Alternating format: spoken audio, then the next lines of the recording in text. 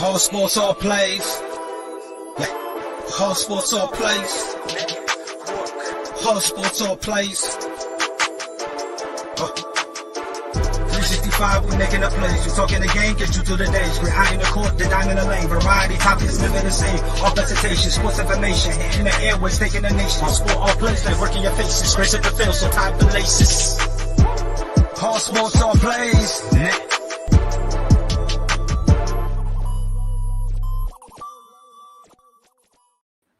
Yo, what it do, ladies and gentlemen? It is your boy Pride, and welcome to another episode of ASAP in the Morning. I'm joined by Amon, Dustin, Chris, and Jay McLovin. Amon, how you feeling, my guy? Doing good. It's Friday, one day closer to Super Wildcard Weekend. So, Yeah, I'm there with you. Dustin, how you doing this morning? Same as Amon, basically. Is it Saturday yet? Can we get to the Wildcard Weekend? I think this is like the first time in a long time that no one cares that it's Friday. We're just like, all right, bro, let's get to Saturday. You know what I mean? Get to Chris, how you feeling? Football. Chris, how you I'm feeling? doing good. Just ready for football tomorrow. I feel you. And let me guess, Jay McLovin, you gonna wrap it up, huh? You gonna wrap it up? Hey, I said it in pre-show. I'm going to say it one more time for the fellow people out there that are hair challenged. I'm telling you, Stat Guy is new. His new name, and it needs to be changed. Should be called Siri. First of all, should be called Siri. I want that changed. And secondly, just seeing his beautiful, shiny head makes me feel so much better about myself. And the fellow people out there that are hair challenged, we are all united in that misery we call hair loss. It is beautiful. Love you. I just put Siri in parentheses next to his name. So from now on, here's what's going to happen. Dustin, every time we need information, we're going to go, hey, Siri. Yes. Right? That's what we're going to do every single time. And then as soon as that happens, boom, you hop in there, bro. Talking about football, because obviously that's all you guys want to talk about. So I shall indulge you, fine gentlemen. As you guys know, Super Wildcard Weekend is here. And by far, correct me if I'm wrong, this might be the best Wildcard Weekend schedule I've seen in a while. Now, check me if I'm wrong. Obviously, it's going to end with the Rams and Cardinals, which in and of itself already is going to spoil us. But going from all of it, there's going to be two games tomorrow. It's going to be the Bengals and Raiders kicking off at 4:30 Eastern time. By the way, Chris, good morning, my guy.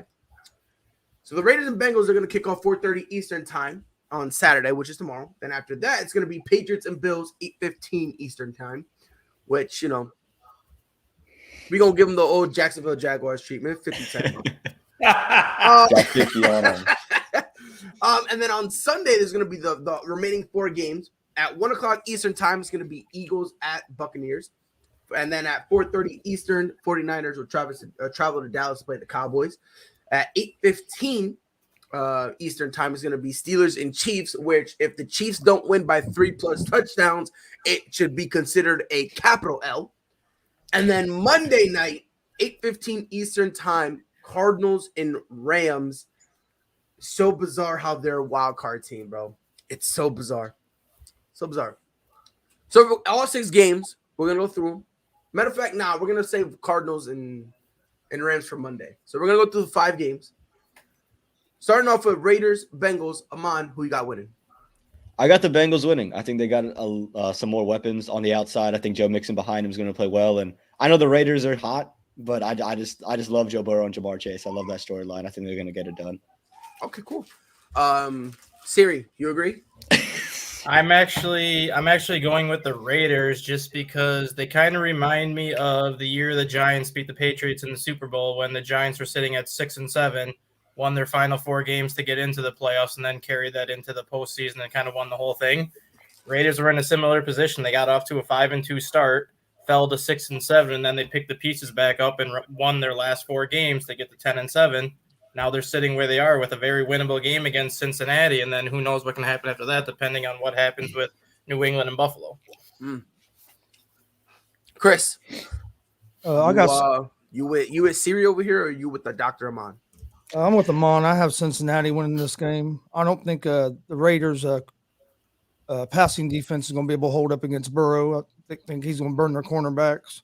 I think it's going to be a lot like the first game they played this season where the Bengals beat them 32-13. Okay. All right. Jay.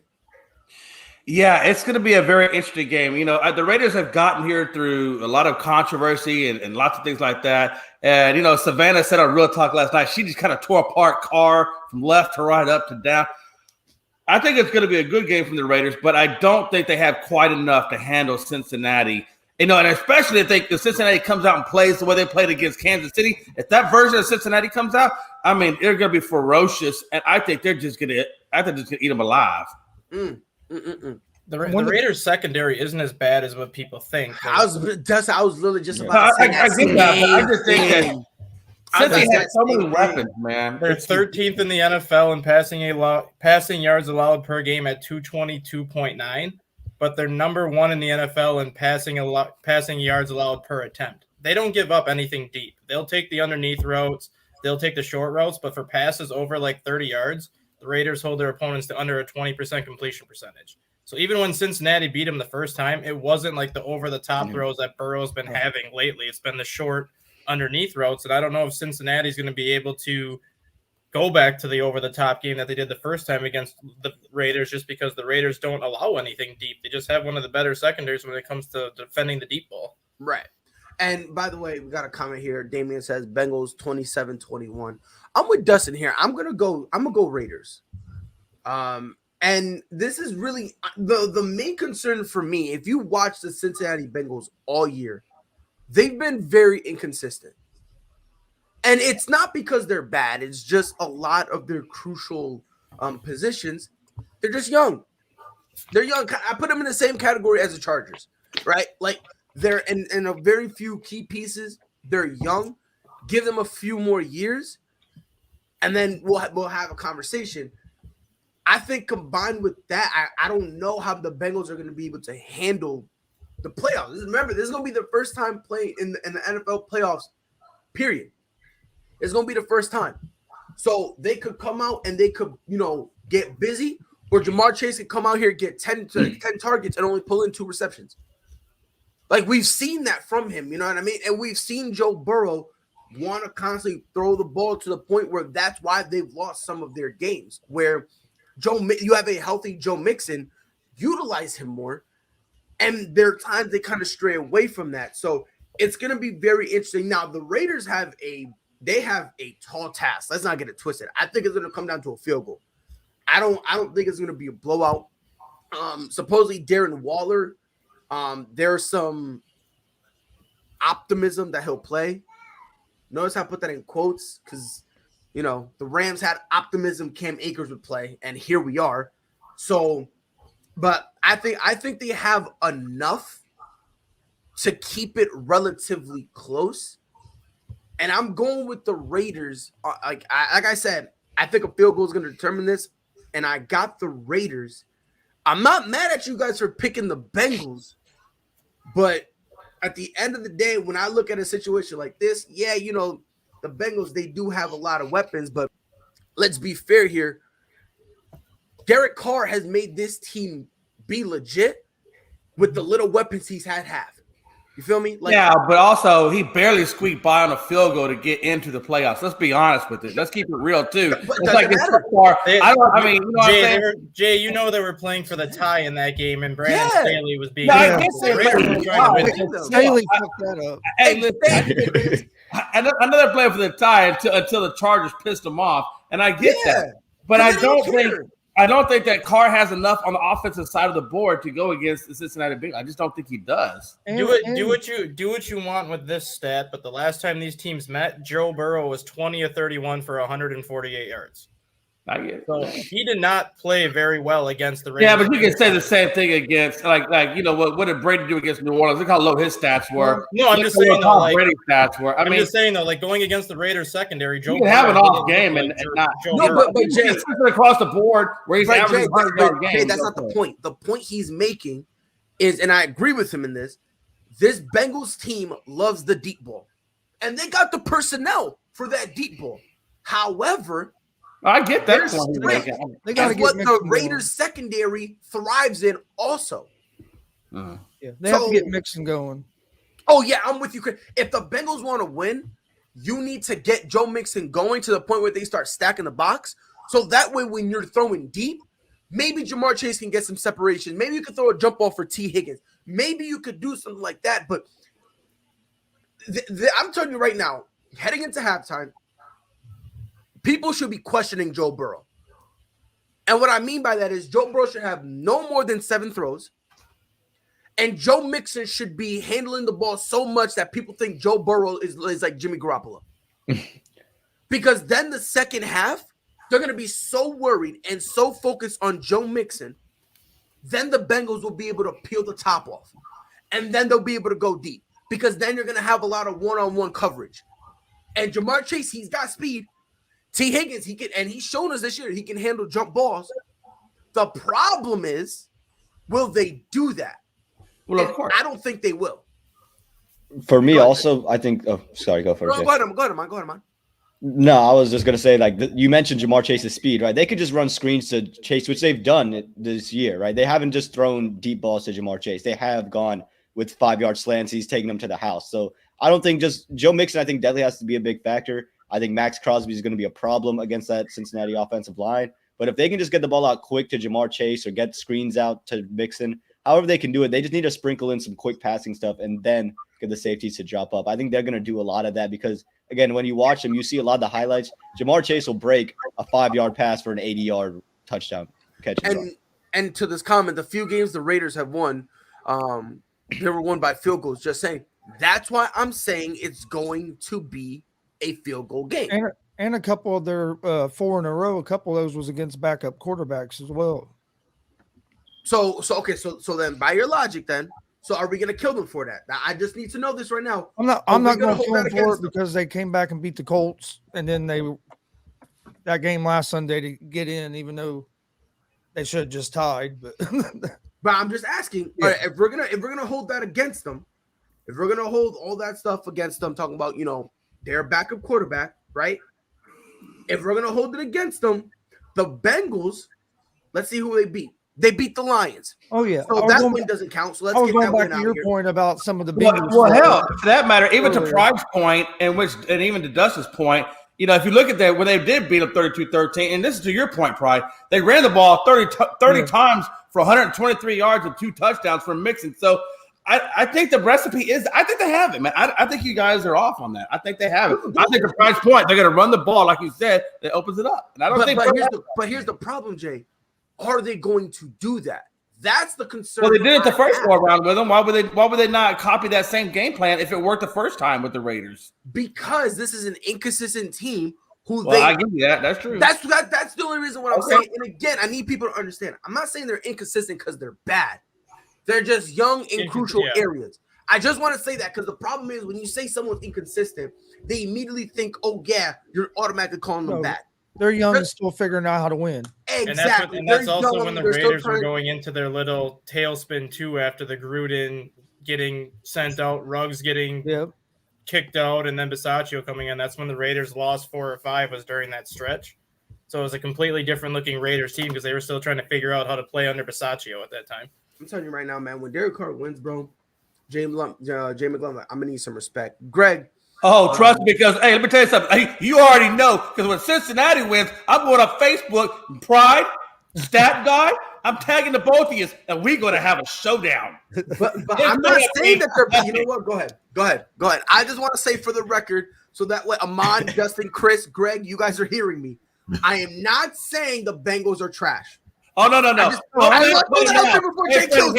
Hey, Freddie Henderson, don't backpedal now. I want that same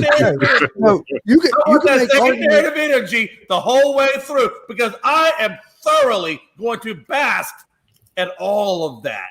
I'm going to make arguments on both sides. All of those comments. I think it's going to be a real fun game to watch. You can make arguments on both sides. Thank you, Chris. All right. So, Greg, first of all, welcome. How are you doing today, Greg? Hey, I'm doing good, guys. It's Friday. Yes, sir. So we're talking about the Super Wildcard Weekend. You just got here just in time. It's literally the first game. Raiders, Bengals. Who do you have?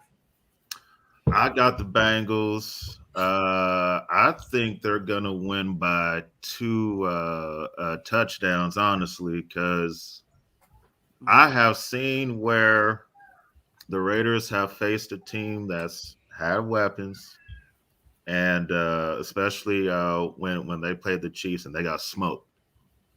And Chase, T. Higgins, Joe Mixon.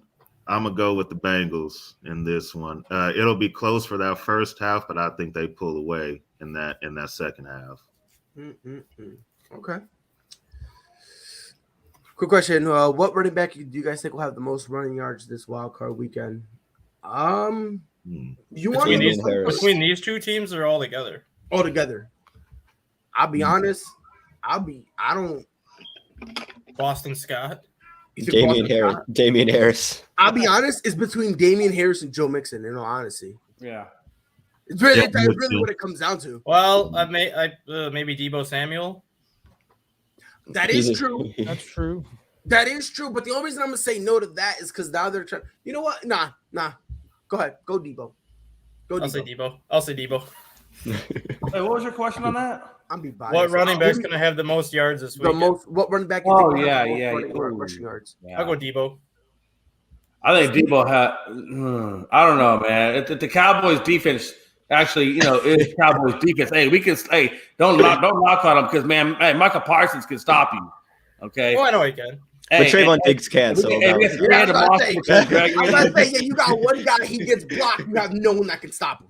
I'm gonna go with Harris. I mean, you're not going to stop Deebo completely, but I think it's going to be a very tough game between the Niners and the Cowboys. I think they play each other really hard. Yeah. Okay. And then Chris, you said you got Damian? Yeah, I'm gonna go with Damian Harris. I think that New England's going to do like they did last time, maybe only throw the ball 3 or 4 times. Supposed to be windy and cold. I think they're just going to try to run the ball down the throat. Yes, sir. See, I knew I liked you for a reason, Chris. I'm not a Patriot fan at all because I'm a Colts fan. I know you're a Colts fan, but that's why I knew I liked you for some reason. I remember I was like, you know what? I like that dude, Chris, but I wonder why. And now I know. Now I know why I like you so much.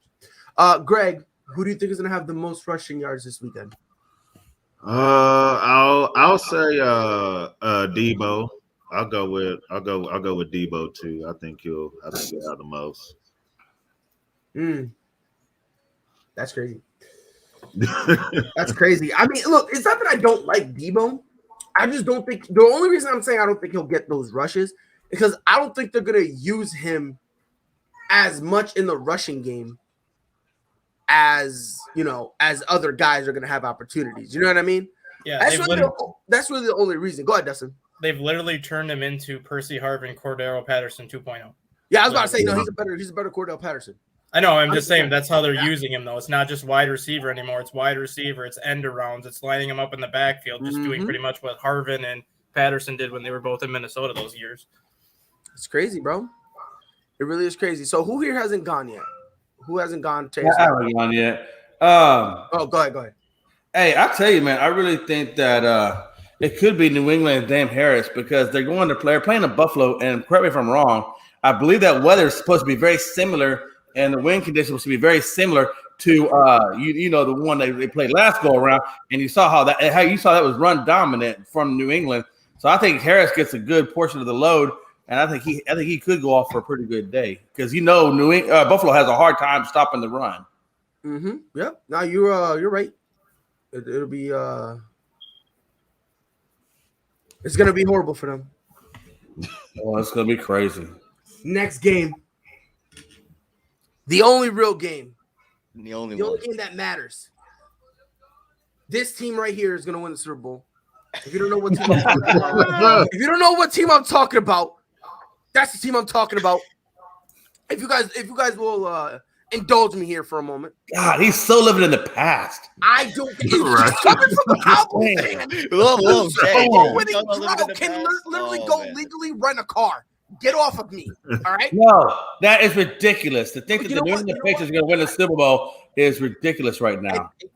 And you still got Dallas. Let me. The fact that you say that, Jay, now watch, it's going to happen. Let me have my moment. I know, right? No, I'm not speaking it into existence. I'm going. Well, I don't know. Too late, you already did. Let me have my moment. My moment, real quick. And mine, I'm pretty sure you would enjoy this. But the winner of the Buffalo Dogshit Bills versus the perfection that is the New England Patriots. Only one team can win. And that just happens to be the greatest organization to ever grace God's green earth, led by the greatest head coach who just so happens to wear half-sleeve cut-off hoodies, the former home of the greatest quarterback to ever grace God's green earth. I'm going to say it one more time for you because I know you're going to enjoy it. Thomas Edward Patrick Brady Jr. My man got more rings than he got names. What a time to be alive. The New England Patriots. I need some background music. I just need something. Like, I just need something like that because there's no way, and there's just no way possible that the New England Patriots do not just smack the living dog doo-doo off of the Buffalo Bills. Just because you beat the Bills don't mean you go to the Super Bowl, for the love of God. Come on. Come back to planet Earth. Right now you're on planet Mars. I need you to come back in my orbit and come back to my solar system and come back to my planet and let's have some reality. You're living on the path. Thomas Edward Patrick Brady Jr. plays in Tampa last time I checked. You got Mac Jones. No. Michael McCorkle Jones. Michael McCorkle Jones. Say his name correctly, goddammit. All right? And you know what, Amon? Jay's right. I need to come back to reality. So, matter of fact, allow me to one-up myself. We are now, this is when Michael McCorkle Jones holds up the Super Bowl MVP trophy. It will usher in a new era, a new dynasty. A new dynasty. By the way, notice how I'm playing this game up as our Super Bowl. Because let's be honest, this really is, right? Like, after this, we're going nowhere. Like, let's just get that out the way. Like, after this, we're probably gonna get stomped by whoever we play next, right? So, like, this is my Super Bowl. No BS, bro. This Patriots game against the Bills is my Super Bowl. Because after that, we're not going nowhere, right? I just want to win it just so I can have something to brag about, you know? Because we're supposed to be down bad this year. I just want to throw that out there. But we're going to win.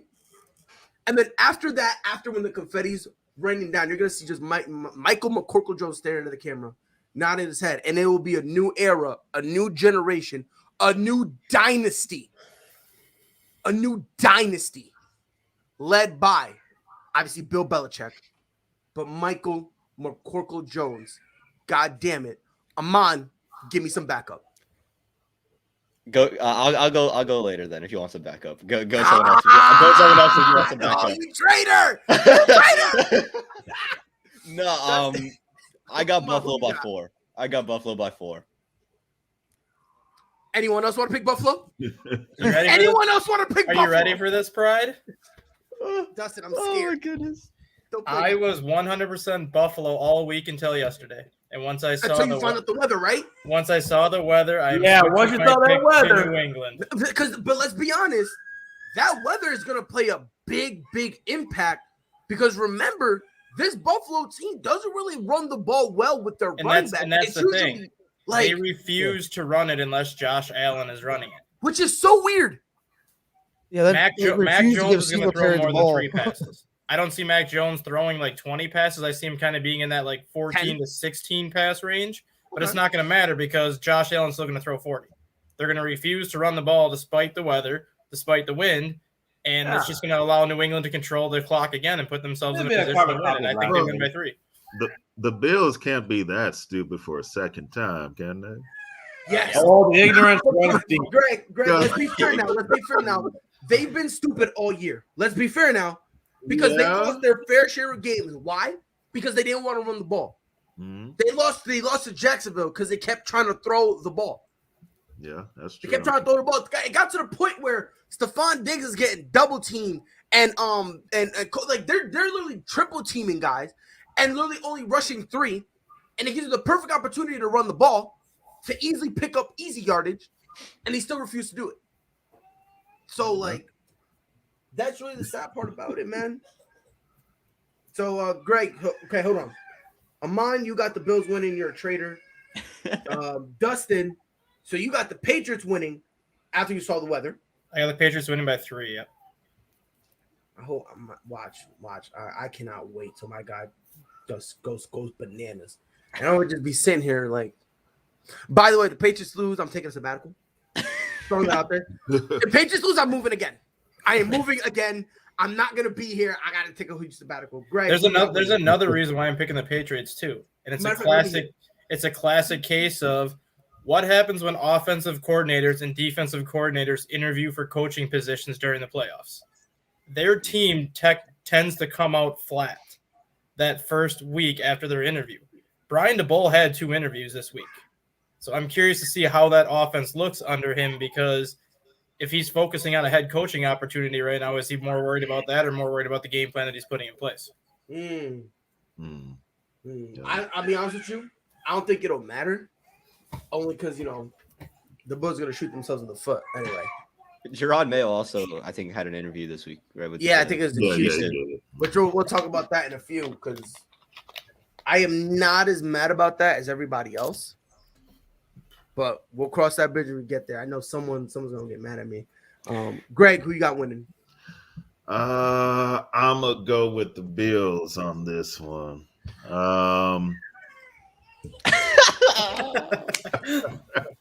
Usually, I'm a big critic when it comes to Josh Allen, but I'll go ahead and ride with him on this one. The Bills had to have learned something from the first time, which is run the ball more and put 8 or 9 in the box. If the Patriots are going to run the ball 45 times, put 8 or 9 in the box.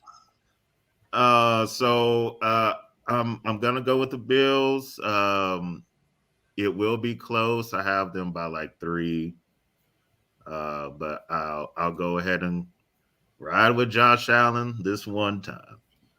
It's so ironic. The leader of the generation of we hate Josh Allen, all of a sudden is pulling for him. Greg, I'm so disappointed. So disappointed. No, it's just plus it's a personal reason. I want to play them next week so we can beat the hell out of them. But yeah, so that too goes into it. But yeah, I have them winning by 3. Okay. Chris, who do you have? Knowing me and Amon share a kinship, and I booted him from here. So tread carefully, Chris. Who you got, Bills or Patriots? I have the Patriots. I had the Bills until the weather report came out. And a lot of people are forgetting Josh Allen, his last 2 games, he's thrown more interceptions than he has touchdowns. It ain't like he's coming into the playoffs playing at his best. And he threw the second most interceptions in the league this year, which I know he throws a lot of pass attempts as well. He probably had a lot more pass attempts than a lot of quarterbacks because for some reason Buffalo refuses to run the ball. But I think New England's going to be a lot like the last game. Just keep pounding on the ground. I think New England by 3. All right. Look here, Kyrie. Settle down. All right. Go pull Kyrie. Go take a sabbatical. Go to your room. Jay, my mortal enemy. We do this dance forever. When I pick someone you're supposed to pick against me, hurry up, pick the Bills so I can kick you out. No, I'm not. And I'll tell you why. Because the weather is exactly almost the same as what it was the last time they played. And the intangible is this. It's undeniable, is the fact that New England has a good run game. Buffalo has a very porous run defense. Buffalo doesn't have a run game, and New England has a pretty good run defense.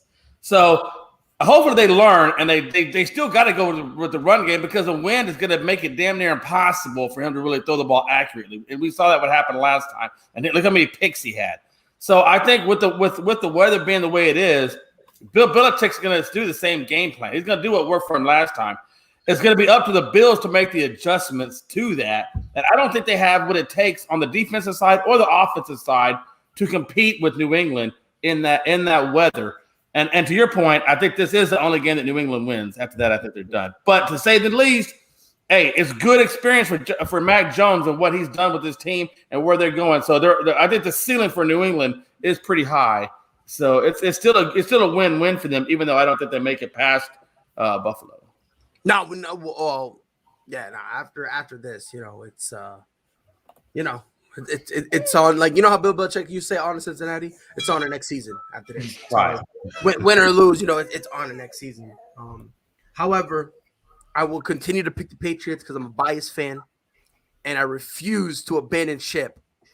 Unlike some people, I'm not. Man, I got the hat on. I still got the rep. I'll still be rooting for him, bro. Yo, I'm on. Did I say your name? He feels so guilty right now. Look at him. I do feel so guilty. Anytime I pick against New England, I feel so guilty. But I can't but no tell one was you. talking about you, though. No, I wasn't saying nothing. Listen, Aman, let me say something. Listen, if I step on your foot, don't scream because then no one knows what hurt. You feel me? That's it. Don't say nothing, Aman. You feel me?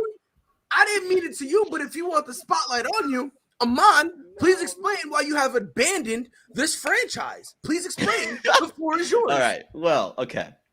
He spotlighted me and everything. Okay. Well, so here's my take on the Buffalo Bills. The last 2 games, they ran the ball almost 20 times in each game. And in the one game, where we had all the windy conditions and everything, if I'm being honest, I felt Buffalo was going to win that game the whole way through in that fourth quarter. They had 2 spots in the red zone where the Patriots defense came up big. And since that moment that I forgot that safety's name, but he hasn't played well since he's batted that ball down on 4th down. This team has just figured things out a little bit. I think, when they played Tampa, they figured out we need to run the football, whether it's with Josh Allen or without Josh Allen. David Singletary is getting more involved in the run game. He looks more healthy than he has all season. And then I think defensively, they're a little bit pissed off because they answered all those questions about how does it feel to let these 2 backs, combine for like 200 yards. And you could see the 2 safeties just kind of pissed off. They're just sitting there pissed off. And I think when a team just is angry at it, they just come in with a different type of intensity. And I know New England, we always come in game planning, but I just think Mac Jones is going to need to make a couple big throws. And I don't think the win is going to allow him to make those big throws. And right now I trust Josh Allen's arm more than I trust Mac Jones because I think the game is going to come down to a big-time throw from a quarterback. And I just think Josh Allen's going to make it.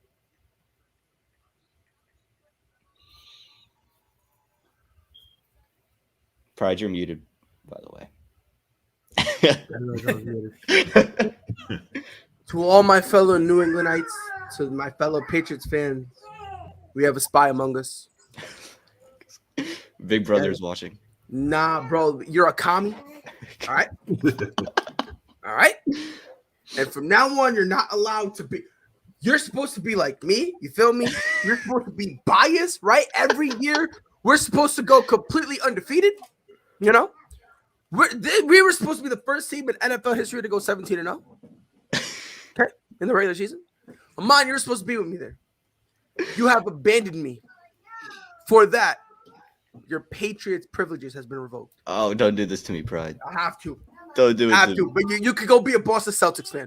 All right? Nah, don't do that. That's worse. That's worse punishment. You can now go be a Boston Celtics fan, buddy. I'm tired of this. So me, Dustin, and Jay, we all got the Patriots. Chris, you had the Bills, correct? No, Patriots. 4 Patriots.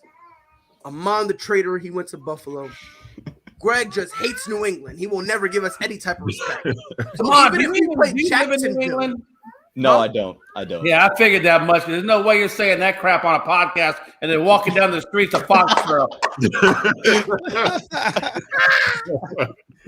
Oh, man. Hey, it's always nice to say things like that when you live far, far away. Far away. You're so Got to safe. remove yourself. Protect. So next game, Eagles, Buccaneers.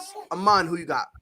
I got the Bucks. I just don't see the Eagles really able to do anything. I think the Bucks might struggle for like a first half of the first quarter, maybe, but then from there on, I think the Bucks. I think Brady's gonna get them in the right spots. I think Mike Evans, he looked pretty good. Gronk's looked healthier and healthier for the past couple of weeks. So, give me the Buccaneers to beat the Eagles. Dustin, who you got? I think this is a trap game for Tampa Bay. mainly because if you look at the weather in Tampa Bay on Sunday, it's supposed to be 68 degrees with scattered thunderstorms and rain showers and wind between 25 and 35 miles an hour.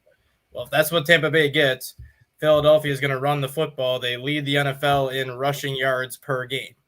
So that kind of game is more advantage to Philly. I'm not going to bet against Tom Brady at this point yet, so I'm still going to pick Tampa Bay. But it's going to be a lot closer, I think, just because of the way the weather conditions could alter that game if you do get all that rain, if you do get all that wind, knowing that Philly's going to be run, control the clock, and try to keep Tom Brady off the field. I mean, this is a question I have for you, Dustin. Don't you think that should be Philly's game plan regardless of the weather? Because when you're playing a guy like Tom Brady, the best way to make sure you can beat him is to make sure he doesn't have enough, lot of to run plays. Yeah, that should be their game plan going in. But then take into account that if there was no rain, if there was no wind, it's not going to matter if Philly runs ball because then Tom Brady's still going to be able to throw it like he normally does. Add in the rain and add in the wind. If you keep him off the field and if Brady makes one or two bad throws that turn into turnovers, that could drastically alter that game because now not only are you keeping him off the field, but you're shortening his drives by turnovers. Interesting. Greg, Eagles, Buccaneers, who you got? I'm gonna go with the Bucks in this game. With the weather being like that, it's gonna be closer. It's gonna be a close game, but I have the Bucks just because of Brady, and I think their defense will make a couple big plays in there too. So, and plus, the Chiefs and the Bucks have a date, and I want them to make it all the way to that date. So I'm gonna go with the Bucks. All right, Chris, who you got? I'm going with the Eagles. Basically because of the weather, because I think Brady's going to have trouble throwing the ball in 20, 25 mile per hour winds. I think the Eagles defense will get a turnover. And the Eagles aren't going to be worried about throwing the ball anyway. They're going to try to run the ball. So I think the weather is going to play a big factor in this game, be a low scoring game. I think the Eagles are going to pull out the upset. All right, Jay McLovin, Eagles, Bucks. What you think gonna happen? Yeah, here's the deal, right? So early in the year, the Bucks beat the Eagles 28-22. Their leading rusher was Fournette, and their leading receiver was Antonio Brown. Neither of those are there anymore right now, and Godwin's not there. So Ronald Jones isn't going to be there. So they have virtually really no real true rusher to run the ball. So they're going to have to rely heavily on Gronk, and they're going to have to rely a lot on Mike Evans, which is a deep ball, which, as you know, with the weather and the winds, is going to make it hard on an older and aging Brady. So I think Brady's going to have a lot of obstacles going up against this Philadelphia Eagles team, which they only got by one score last go around. And I understand this is playoff Brady, and it is playoff Brady, but there's a lot of intangibles going against Brady, like you said, the weather and the lack of playmakers. So I'm gonna go with the Eagles on this. At first I was with Tampa, but now that I see the weather and all the adversity, I'm gonna go with the Eagles. I think the Eagles might actually pull this one out.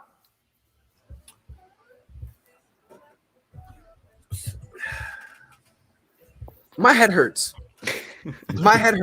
Because first of all, they still have Ronald Jones, who's still a hell of a running back. So they still have questionable. He's listed as questionable with his ankle. So I don't know. He's gonna play. He's gonna play. Pride, I was with you. I love you. I'm late, and I understand that, but we're not gonna say he's one hell of a running back. That boy can't hold the football. Ronald Jones, he's a capable running back. He's a hell of a running back. Oh, by the way, his rating was 64.9. Thomas Edward Patrick Brady Jr. was 64 rating in that game. So I'm just saying. Okay. Question: Dak Prescott. Dak Prescott, we can juice him up. We can give him the mind of Tom Brady. We can give him the athleticism of Lamar Jackson. We can give him the accuracy of Drew Brees, and we can give him the arc cannon of Aaron Rodgers, and he still wouldn't be a fifth of the quarterback that Thomas Edward Patrick Brady Jr. is. Somebody talking about Muhammad Ali. They gotta bring up cash. Oh yeah, I made it personal. Okay, whatever, guys. I get it. No, I'm not saying. Hey, he's still a mortal human being, okay? He's still, and things do still affect him. Phenomenal human being. But here's the thing. I think I missed the part where Tom Brady was drafted in Tampa Bay and played his entire career in Tampa Bay. Oh no, he didn't. He played in New England, and these type of weather conditions happened with him all the time. Like, does that not? I don't know. Make something. That's the okay. I get that, but let me ask you this, Prime. Okay, Prime. Let me ask you this. Based on that, hold on. Let me ask you this now. Hold on. If Aaron Rodgers were to leave the Packers, right? Let's say he goes to Miami. Let's say he goes to the Niners, right? A warm weather place, right? Are we not? Is it now safe to say that? Him in New England, he can't thrive. Him playing over in Philly, he can't handle that. Any New York teams, he can't do that. Him in Wisconsin, playing back in Lambeau, can't do that. Like Tom Brady has played in these conditions for what 90% of his career. But how long does he throw the long ball? He's not. But everybody knows that Tom Brady is not a long ball thrower. That's not his forte, especially with high winds and his age. Hold on a minute now. Hold on a minute. Imagine running into the point. Hold on now. You gotta hold on now. If he had Godwin or AB that could get him the slant routes, I would say, yeah, absolutely. But he's got Evans, which is the long ball runner. I think the wind and his age and his arm isn't going to be able to carry that team. He had, 2 touchdowns and a pick, and they won by 7 last go-around, and he doesn't even have a third of the weapons he had in that game. But, Jay, you are literally running into the point head first, and you're still missing it. Though, if him throwing the long ball, it would be affected by the wind. But you just said Brady won't throw the long ball. You're missing the point. Oh, God. And is Mike Evans I'm going to put this on my calendar. When the Eagles win that game, we're going to have a hoedown. He can run some short routes. Tyler Johnson's come up big time. Cyril Grayson's come up for them in the past couple of weeks as well. So they have other receivers. It's like a fight. Fight or argument. We got to forget, Mike is not privy to these type of I like that. I'm going to bring that here. You're going to bring that here? I'm going to bring that here. Yo, Jay, you just blew his mind. You just blew it. But I mean, look, I love the transition, man. I just don't. Maybe it's me. You feel me? When I woke up this morning, my kids were still asleep. I did some crack in the kitchen, so maybe it's just the drugs affecting me or something. But I swear to God, Tom Brady was drafted by the New England Patriots, and I swear to God, the New England Patriots play in Massachusetts, and I swear to God, their stadium is Gillette Stadium. And if I'm not out of my mind, I could have sworn that it's not a dome, so they experience the weather. And Amon, doesn't it sometimes get cold up there and windy? Just a little bit. So just a little bit. I don't get it. I don't understand. I just don't. I don't understand. Well, when the Eagles beat the Patriots, you'll understand. I mean, the Buccaneers, you'll understand. It'll all come clear, and then that little light will pop on. I got the Bucks. I got the Bucks. Man, I'm about to be so disrespectful. 62-14. I'm gonna be maybe 26-14. I don't know about 62, but 22. Listen, bro. They get into safety. They get into safety. All right, and no, in Westside they get snow, sleet, and rain. Like we get, and I know this because I lived before I migrated to South Carolina. I lived up there. I've only been here for about 2 years. I lived up there up north. I lived in Connecticut, which is not even where I lived. It was not even a 30-minute drive from Massachusetts. We get it all. We get rain. We get snow. We get sleet. We get rain. We get hail. We get it. The only place weirder in terms of weather is Illinois. That's the only place that's weird. And it's because it'll go from 80 to snowing to raining to sleeting. You'll wake up at 8 o'clock and by noon you experience all 4 seasons. I got a beanie on and shorts on. It's weird. So that I'm telling you right now, that is the only place with weirder weather. And that's just because it's so quick you cannot keep up. And Mike, you know it.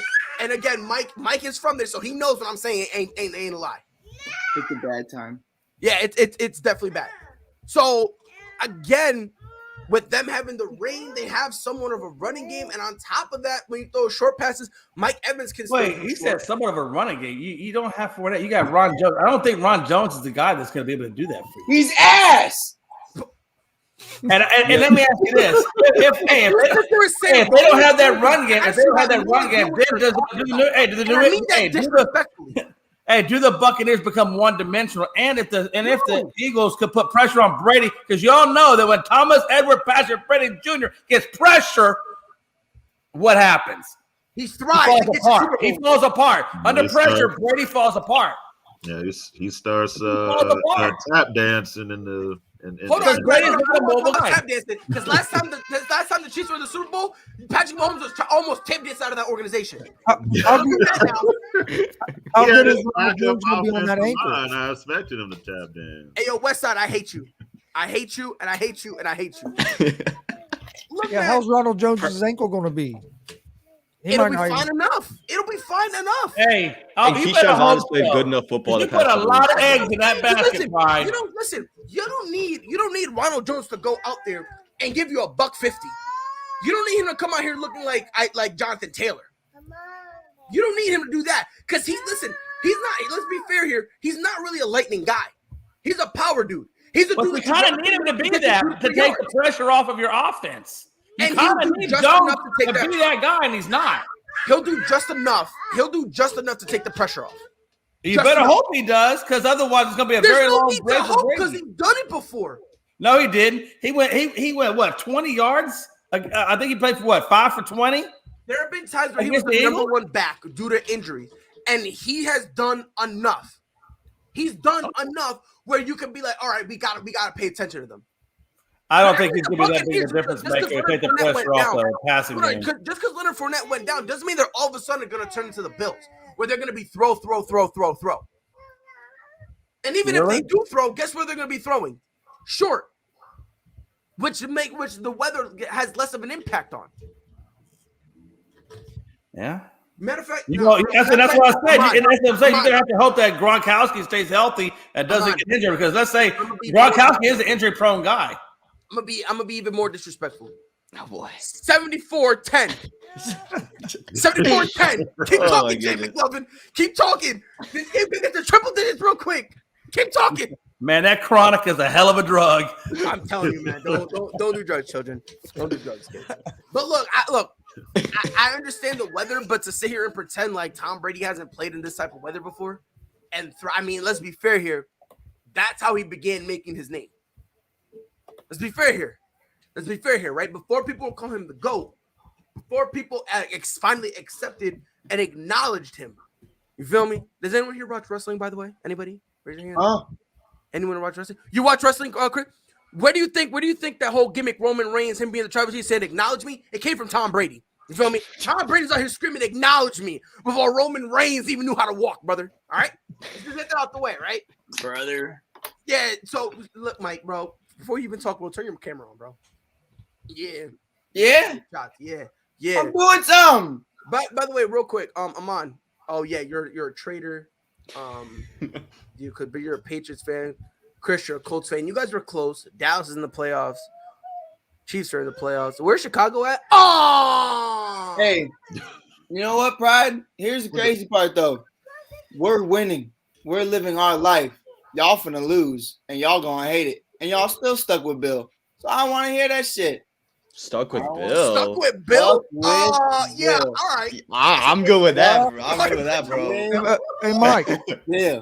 Hey, how happy are you that they got rid of Nagy? It's the greatest. You know, like I thought when you die, heaven was supposed to be the equivalent of everything. But last Monday that was everything. That was everything. That made everything in the world make sense. Bro, that's hilarious, man. That is hilarious. Pride. What's up, Pride? Oh, for real, Mike? Yo, Mike, your team is horrible. Bro, they're dog water, but that's all right. Justin Fields trash. Yeah, guess what? You threw the ball 3 times. Don't talk to me. And guess what? We threw the ball 3 times and won. Your guy had thrown 48 times, and y'all losing by 15. That's okay. Lick it.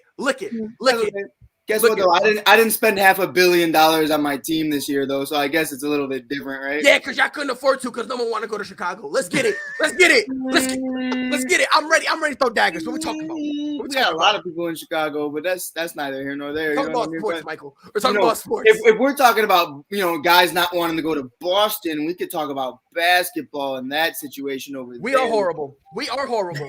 We are horrible. I beat you to the punch, and I said this religiously and consistently. Where point guards go to die? Honestly, we don't even get point guards. We don't even get point guards. We get two guards and say, hey, you want to be a point? That's what we do here. Yep. When's the last true point guard we had? I don't even know. Rondo. Rondo was the last true point guard. And when we got rid of him, they're talking about, yeah, guess what? We going to go get us a point guard. We going to get us a point guard. We done drafted every position but point guard. Let that sink in. That's on you, bro. So how we draft? Yo, let's be fair. Aman, how we draft the head coach before we draft the point guard? What are we doing here? I don't know, man. I just gave up. I'm just tired. I hate it here, man. I hate it here. So, Mike, if you want to talk about this, go ahead. I can't defend on his hand. I didn't throw any shots at you. All I said was Ronald Jones's ass, and I don't see where the lie is. The lie's everywhere. He had 20 carries for 60 yards. Because he's a power back. The way they use him, they just use Derrick him Henry? to go and go get two. Derrick Henry is an anomaly. Oh, he's an anomaly. It's different.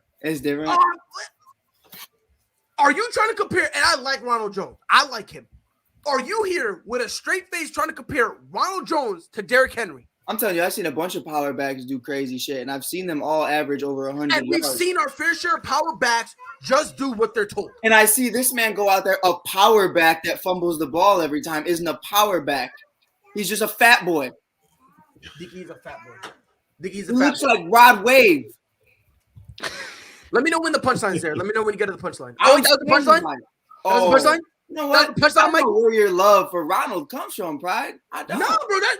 Listen, I just don't like it when people say he's horrible. Yet the same people are here screaming at the top of the only people who call him horrible are the same people who say Josh Robinson or James Robinson is not good. I like James. But James, guess what? James was slandering his name like 3 weeks ago.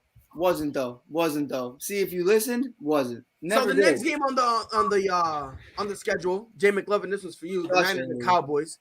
I'm gonna start with you, Jay. Who do you got winning? Niners or Dallas?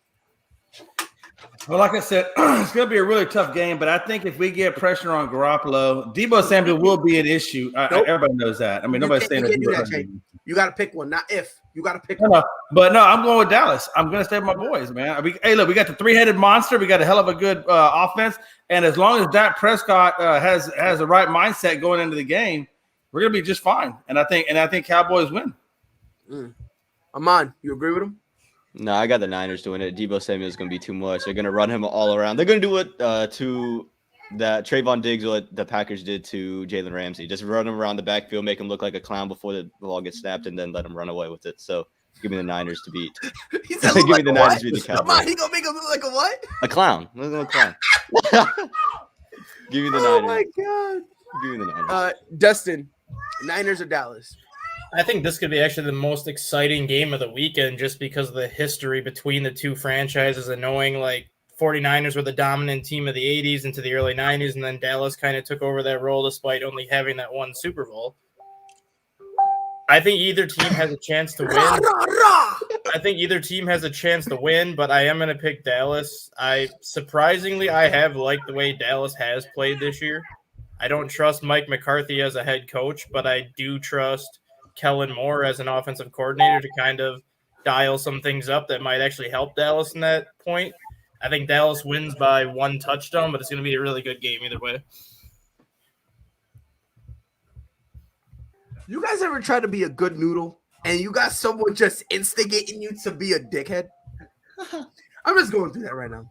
Greg, so Dustin, you got Niners, you said? I got Dallas by 7. You got Dallas by 7? That's tough.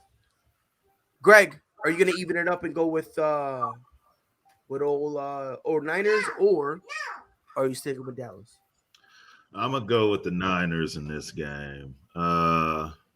The 49ers front four, that's what's going to be the difference in this game. Armstead, Bosa, I think they're going to get pressure on Dak. And I just think that'll be the difference. I don't think Jimmy G is going to turn the ball over. Is Jimmy G playing? Yes. Yeah, He is yeah. playing? Yeah. Oh, okay. So that solidified my choice. That's solidified my choice. Yeah, he's playing. I think that Jimmy G will not turn the ball over as long as he doesn't do that. The Niners will win the game. I have the Niners winning by 10. Okay. 2-2. Chris, Niners, Cowboys, who you got? I have the Niners. For One of the reasons Greg said defensive line, but also I think Trent Williams coming back is a big deal. I think that's really going to help the 49ers running game. Jimmy G just has not to make the big mistakes. And I think San Francisco wins this game. Mike, who you got? I've made it clear time and time again that Pride, I don't think I've ever actually spoken to you about it. I've spoken on the network about it, though, is I feel like, to me, it didn't make sense to why, even when Jimmy G went down, to why we didn't see anything of Trey Lance. And I don't think that was a mistake. I think that was something Kyle Shanahan's been sitting on. I'm not saying that Trey's going to start this game, but I think we're So it's almost as if he's not ready, right?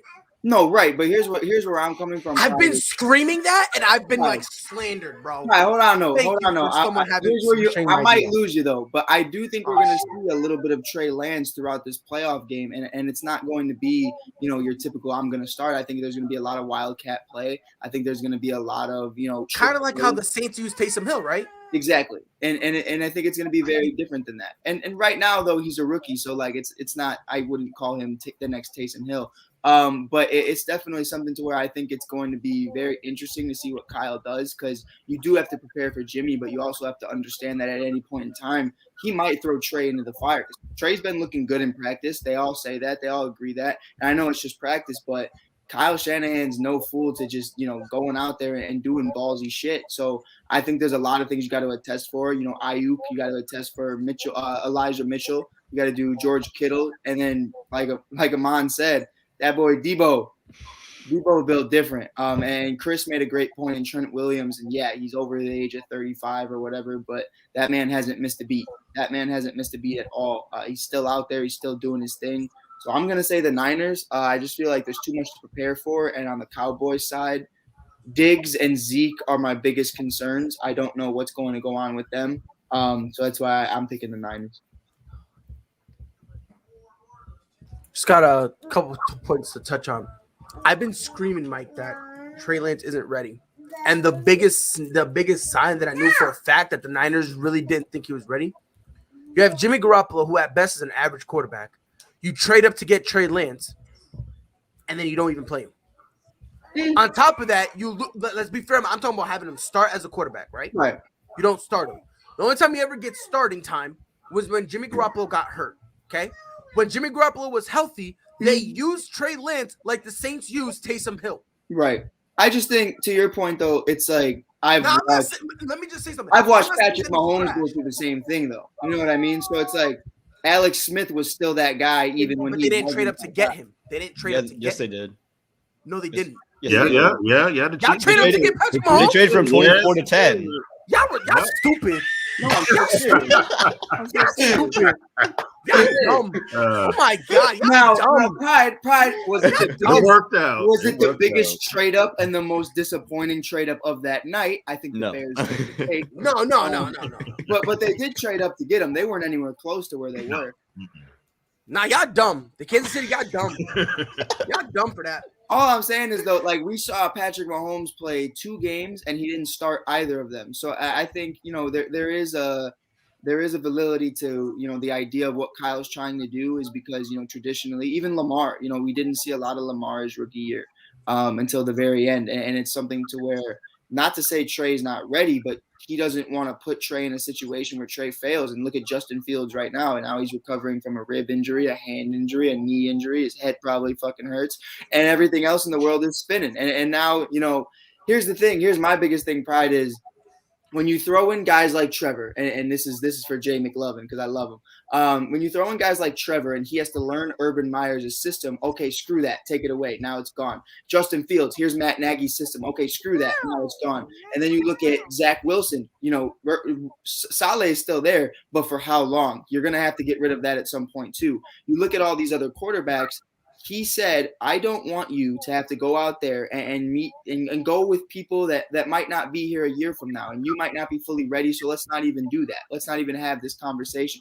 Why are you going out there if we're not ready? I'm going to let you sit on this, learn my playbook. I'm going to be here for a while. Where the other guys, it was like those coaches had to do that because they had no other choice. And respectfully, so did New England because Cam had his issues, and they had to start Mac because Cam was – whether it was the vaccine shit or whether it was Cam just being horrible, they had no other choice than to start Mac. But in this situation, they didn't need to start Mac because look at how far start Trey because look how far they got without him. I think they're chilling. But maybe you're right. Maybe you're right. Mike, you're literally echoing everything I said. No, but what I'm saying is like I wouldn't say he's not ready though. I'm gonna say 110% he's not ready because let me ask you something. What player in any way, shape, or form is gonna be ready? Like more times out, they're not gonna be ready after taking a full year off. Did they make the playoffs without him? But who? The 49ers. Without Trey Lance? Yeah. Yes. So it's a win-win situation. He gets to learn and they get to make the playoffs now instead of having to have this kid learn. You're not listening at all. I hear you. I just don't think he's that far off. If you were hearing me, you wouldn't have said that. I just don't think he's that far off. Is he ready? Yes or no? I think he could. Is he ready? Yes or no? Yeah. So he's ready to play. I think he is. Smoking on his mind. He's not ready at all. Bro, he's been in the NFL for a year now. And I think that's fine. But he's not. If he was ready, he would have playing. I don't know, bro. Trying to make. I don't know. And the best way to get a quarterback ready is to let him have experiences on the field till he can get ready. You can't get ready sitting on the damn sideline. You can't get ready holding a clipboard. No, the best teacher is life. The best teacher is that. But if he can't listen, by the way, Mike, because you're saying that he looked good in practice, there's just the same amount of reports saying that he be struggling in practice. I understand that. There's just because you didn't see it doesn't mean it's not out there. For instance, I haven't seen a single report saying how he looks good in practice. I don't know. I know Jordan Love. Jordan Love. Jordan Love. That's a whole separate. That's a whole separate. Right. That's a whole separate. That boy looked tough, bro. Yo, did you actually see the video of it? It was awesome. Listen, man. I've been telling people for 2 years it's a good pick, bro. I've been trying to hold on. As someone who's not affiliated with the Packers, I'm not a Packers fan. You know what I mean? So it's an amazing pick. Yeah, from outside to the outside world. Oh, it's hilarious. It's funny. And we just nodded our head to go, yup. Now, if you're a Packers fan or work with the organization, if I was Rodgers and I saw that shit at practice, I'm not even signing. I'm not coming back. I mean, immediately I'm like, yeah, bro, good luck. Like, I'm out. Like, because y'all hold on to that. Y'all hold on to that. Listen, you got it, bro. You got it. Yo, because the Packers are like, look, man, Jordan Love. He's the next dude, you know what I mean? Mm-hmm. And then and the Packers organization were trying to do damage control. They were like, "Yo, he looks great in practice. He looks phenomenal. We're comfortable." And the practice I thought it was suspicious when they started begging Aaron Rodgers to come back. He could have hit the nets. No, bro. I'm like, wait a minute, hold on now. Let me think. And then all of a sudden, yo, Greg, if you ever get a chance, and Jay McLovin, if any of y'all have never seen the video, please just go on YouTube and look it up. You might it's gonna take a little bit of work to actually find it, but when you find it, my God, it is a work of art. It is like the Sistine Chapel, the Mona Lisa. Oh, it's just phenomenal. And oh my God, whenever I feel bad about my life, like whenever I feel like, damn, I feel like I'm not a good father. I feel like I'm not a good podcast. I feel like I'm bad at something. I look at that video, and by God, it makes me feel so much better. Because if he can still, if the Packers, and they're still trying to push it like he's the savior, it's like we all know this kid is horrible. And whoever decided to make that pick should have got fired immediately. immediately. Right. But Pride, I will say though, like back to the Niners, I'll just leave it at that before McLovin goes because I'm excited to see what that man has to say because he's just been smiling the last. No, he picked 15 Dallas. minutes. He picked Dallas. He picked Dallas. Oh, he already went. Yeah, I opened it up with him. He picked Dallas. Oh, I want him to You go. know, at times I realize that Mike Hughes, it takes his brain to catch up to things in real time. It takes him he's a delay. Like Mike Hughes has a delay. And I don't know if that's drug related. I don't know if that's hood related, but Mike Hughes has a delay. Like Siri is like light years ahead of everybody else. He's like forecasting the future before it even happens. Whereas Mike Hughes is like 4 minutes delayed in the past. And You know why? After the double doink, I had to delay myself because I needed to make sure I was never hurt like that ever again. Oh, man. I got the Niners. I don't know. I feel like they're gonna utilize the ground game. They're gonna have Trey Lance, probably Trey Lance. They're gonna have Jimmy. I think you're looking past the three-headed monster on defense. I like where you were going there. I liked where you were going. Because look, like I said, dog, and I said this, bro. Trey Lance is not ready to be on that field. Let's just call it what it is. If you guys disagree, that's fine. And I'm like, how does he get ready? How does he get ready though, Pride? You can't get ready unless you're playing. Hack it in practice. Why are you gonna put him out there? Blake Bortles got exposed, and then when he went, I forgot who he went. I think he went to Jacksonville. He went somewhere. I think it might have been the Packers. Packers. He went to LA, didn't he? Oh yeah. He went to LA. Was the backup? He couldn't hack it, and they let him walk. Let's be fair here.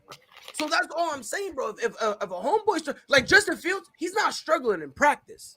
Right. He's not struggling. It's the game where he's like, okay, now I'm practice is fine for me. Now I need to get experience in terms of the game. Trey Lance isn't even hacking it in practice. I think they realized what I was saying. overdrafted. My bad, Chris. My thing was just he's not going to be like slinging it and shit. He's just going to be doing, you know what I mean? Wildcat. Here's my thing. And let me just clarify what I'm saying. I'm not saying he's horrible, and I'm not saying he'll never be ready. That's not what I'm saying. For all we know, in 3 years, this kid could be a top 5 quarterback. For all we know, it's a possibility. But as of right now, and I don't think what I'm saying is controversial or anything, he's not ready. Because if he was, you have at best an average quarterback in Jimmy Garoppolo. Right. If the kid was that ready, what would you have done? You would have traded him, or not traded him. You would have benched him already. Let's be fair here. You would have benched him and then try to move on from that money that you got to pay Jimmy Garoppolo. Yeah. You know what I mean? No, I feel you. That's all I'm saying. People get mad and say that I hate Trey Lance. I don't hate him. It's just bizarre. He's the one dude we're not allowed to criticize. It's so bizarre. Like we could criticize Trevor Lawrence for his inconsistency in terms of passing, but I feel bad for the kid because look where he's at. We can criticize Zach Wilson for the picks, and a lot of those are his fault, but there's a couple of them that kind of just bounces off the wide receiver's hands and just ends up in the cornerback's hand. We can criticize him for that. We can criticize Justin Fields for not being able to get rid of the ball in time, even though, let's be fair here, Matt Nagy was the sole reason, in my opinion, why Justin Fields kind of looked off a little bit. But, you know, and people also want to say Mac Jones because, you know, they don't really need you. You know, they're a run team. And here is my problem with that. You're criticizing each and every one of those guys, but guess what? They're starting. They're starting, and each of them deserve to start. Right. So why? So is it not fair for me to be able to say, hey, look, Trey Lance isn't starting. He's not ready. But to your point, if he can't even hack it in practice, at what point do you say, hey, maybe we should go ahead and cut this guy? Because if you can't make it past practice, you ain't, and to get onto the field. And no, real quick, Anthony, next year is Jimmy G's last year. Yeah. Well, I think San Francisco drafted him too high. I mean, absolutely. And hold on, time out. If Jimmy G's not teaching Trey Lance, but you know who is teaching Trey Lance? Shanahan. Thank you. Shanahan. So don't give me this garbage. And listen, and Andy Dalton is teaching Justin Fields. He ain't teaching him. They're good. They're cool. Like they coexist. They're like it's perfect. Oh, Mike, hey. Mike, I think it's Hey, fair to you'd say probably that be nobody better in the off. Chicago organization. Yeah, no, he wasn't Justin teaching them Fields. anything. He was more so just making them feel comfortable. I That's guess. it. Yeah, he was like an emotional support guy. Oh, he'd Yeah. been better off listening to Now, Dalton. Nick, instead I'll of say Nagy. this. I will say this to their credit, though. Nick Foles was teaching them stuff. Like you could see it on the sideline. He was teaching them everything. But Andy was just kind of that like buddy, like I'm your friend type thing.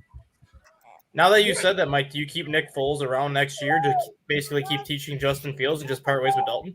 I mean, Dalton's a free agent anyways, but Yeah, and I think Nick Foles has 2 years left. But yeah, that's the problem. Do you want to pay him all that money for that? It's really not. It's the last 2 years are just Last 5 2 years are million a nothing. year. So it was an upfront contract? It was Yeah, up he gets front. like 15 Oh, million okay, over. okay. He gets like 15 million over the next 2 years, but he gets like 8 or 9 million next year, and then that goes down to like 6 million the last year. So Yeah. it goes down. Oh, every no, year. I keep him then. No, I keep For him. rebuilding, it's not that bad. Yeah, no, I keep it. So here's my question, Brad. Before we get on to the next topic, though, you said that those guys deserve to start, but when you look at the quarterback room, of course they deserve to start. Now, this is posing a question to you. Jimmy Garoppolo brought the 49ers to the Super Bowl 2 years ago. So that, to me, is the reason why you're not going to have him go out with a rookie when he's And the still same 21. exact thing. But wait, with in the those other Rams, teams, and they though, traded him. in those other teams, though, where do you see someone who already had that type of resume with their respective teams? Because Gardner wasn't that. Dalton was new. I can't tell you who the backup was. Mike White for the Jets, and then Mac Jones, Cam Newton screwed himself. So I mean, understand that. I don't know. I get what you're saying, but again, you're now just basically like reiterating my point. No, right. I Because hear Jimmy that was what I Garoppolo- was trying to say, though, is like, Yeah, no, I know that, but that's what I'm saying. Like Jimmy Garoppolo is average at best. We all agree here, correct? Yep. Is Yeah. anyone here going to make any case that Jimmy Garoppolo is like a great quarterback? No. No. No, right? Okay, so again, you have an average at best quarterback, not even good, average at best. That before y'all got Trey Lance, they were saying we need to get rid of Jimmy Garoppolo. Right. You trade up to get him, to get your quarterback, and then you don't start him. I think it's fair to say he's not ready. Right. And like, I don't think that's a hot take. That's just me. I don't think that's a hot take because if he was ready, they would have Jimmy Garoppolo would have been benched. He'd have been benched or maybe even traded because it's a whole bunch of money. Yeah. And they could next year they could save a bunch of it if they trade him or release him. I forgot the date, but it's like a certain date that if they do it before they don't have to pay him. It's like a fraction. Yeah. So, like in terms of like the dead cap space. So See, that's all I'm saying. Pride. What if Lance is ready? Just hear me out. Uh-huh. What if Lance is ready? Uh-huh. They know that Jimmy Garoppolo's contract is up after next year, so they might already have their mind made up that they're going to trade him to begin with. Uh-huh. But because the 49ers were playing so well at the end of the year, maybe Shanahan just stuck with the hot hand in Garoppolo. Lance could be ready, but he just didn't want to disrupt. And that's the rhythm they where had I was towards the coming end of from. the You season. know? But is it really the hot hand though? Yeah, It's he was hotter Garoppolo than averaging bringing over in the 300 group. yards passing his final 5 starts, which is unheard of for Garoppolo. Garoppolo's not someone that normally passes for like 300 yards. Garoppolo started to play extremely well those final 5 games of the season once they kind of got Deebo Samuel more into doing a bunch of other stuff, and Garoppolo started to play the way that the 49ers So expected. notice how you said that. So notice how it wasn't Jimmy Garoppolo stepping up. The It was 49ers an led the league. outside factor. Yeah. 49ers led the league in net yards. Yeah, no, since week I 9. agree with your Oh, point. hold but on, I'm hold on, just kind Dustin. of Chris, hold on, Dustin. Chris, you wanted to say something? The 49ers led the league in net yards since week 9. Yeah. I mean, their offense has been moving the ball. That's what I'm wondering. Like, maybe Lance is ready, but if you're leading the offense and if you're leading the league in offense for half the season, why would you bench somebody Right. that's running And that's where I was coming from. He can be as hot as he wants, but they have an identity right now with Jimmy, and it's working. So why would you change that? Simple. Oh, that's an easy question. You can change it because the identity would be the exact same if you put Trey Lance in there. I don't think The it is. identity is the same exact thing. They're two so different players, though. I don't even But get that. again, Trey Lance, if you put him in that situation, he doesn't have enough power to override anything. I don't know, bro. It's a totally different game plan, though. You have to be more. How is it a different game plan? Because you're not throwing the ball as much, nearly as much. And why? So you're telling me if Trey Lance, you put Trey Lance in there, you're not throwing the ball as much as you're throwing with Jimmy Garoppolo? No, because he Not can yet. run. And why not yet though? But why not yet? Because he can run. You have to change up the offense the same way you would for a Lamar Mhm. Jackson. You have to be able to do that because this kid's mobile. This kid's out there. You can't just sit there and be like, we're going to make you throw the ball 40 times if I know you can rush for 70 yards. Congratulations, you could rush for 70 yards, but all those rushes he's getting is not going to take away from Deebo Samuel, who's their best player on their team. It's going to take away from the running backs that they need to utilize. So then that helps our argument of just sit the kid. Mike, It's not that he's not ready, bro. Mike, you're running into the point head first, and you're still missing it. Man, I'm with McLovin. I think you're crazy, bro. So, if I'm crazy, you're insane because you're echoing everything I'm saying. That's cool, dog. I'm fine with where I'm at. I'm just That's up saying. here. Listen, all I'm saying, kid is not ready. I don't know, but And I don't think that's a hot take. I Could he be still ready think- next year, the year after? Maybe. Who knows? right. I still think they'll 49ers by $1 million, though. I think. I'm Not sorry. by $1 billion. I'm sorry, McLovin. He said, nah. I mean, I don't know. My thing is, when it comes to Dallas, let's be fair here. This is a conversation I don't think anyone's ready for. Trayvon Diggs is not a good cornerback. I don't think anyone's ready for that conversation. He's not a good cornerback? Oh, don't do this. 'Cause Oh, wow. Jay got mad at me yesterday. Jay got mad And at I'm me. going to explain why. I'm going to explain why. Trayvon Diggs is home run. Pride, Trayvon I Diggs just is want you home to run or say, bust. Jay McLovin. Hey, the what? Exactly. Home run or Jay bust. McLovin said the F-bomb to me 3 times after I said that he's a better wide receiver than he is a corner yesterday. And you can make that argument. You can make that argument. What do you want, LeBron? Jay was very Read between the lines. And I'm gonna tell you why. Read between the lines. But Jay, I'm gonna tell you why. I understand that he's got great hands. Leading the league. He's got how many picks he got? What, 13, 14? How many times has he got I burned? get it. But listen, just listen. He gets the interceptions. For every interception he gives up 5 big plays. Let's be fair here. Hold on. He's got 11 interceptions. That leads the league. Does that mean he's better than Jalen Ramsey? Not even close. So that already right there, How many years Jalen Ramsey been in the league? So right there, you lost the argument on just solely interceptions means you're a great cornerback. So now I'm going to look at other things. How many yards do you give up? He leads the league in that. How many touchdowns do you give up? If I'm not mistaken, he leads the league in that. Every single time and when he gets broken down, if you just watch it, he gets broken down on the easiest plays. He gambles. And that's where a lot of his picks come from because he gambles. And it works for him in terms of the interceptions. Now, outside of the interceptions, it doesn't work. It doesn't work because, again, when you put him on a number 2 receiver, forget number 1, a number 2 receiver, they're still feasting. Like I said, for every pick he gets, he gives up at least 5 big plays. And of those 5 big plays, at least one of them is a touchdown. If that's what makes a great corner nowadays, then Eric Rowe is a top 3 corner. And that's all I'm saying. He's like, and again, and it's kind of bizarre to me. The only people who don't accept that are Dallas Cowboys fans. Those are the only people who don't accept that. Because when you look at somebody outside of the Dallas Cowboys fan base, they go, hey, look, he's got good hands and he gambles. But that's not saying it means that means he's a great corner. In my opinion, I don't think anyone's ready for that conversation. He's going to be a good corner, but right now his home run or bust mentality is killing him.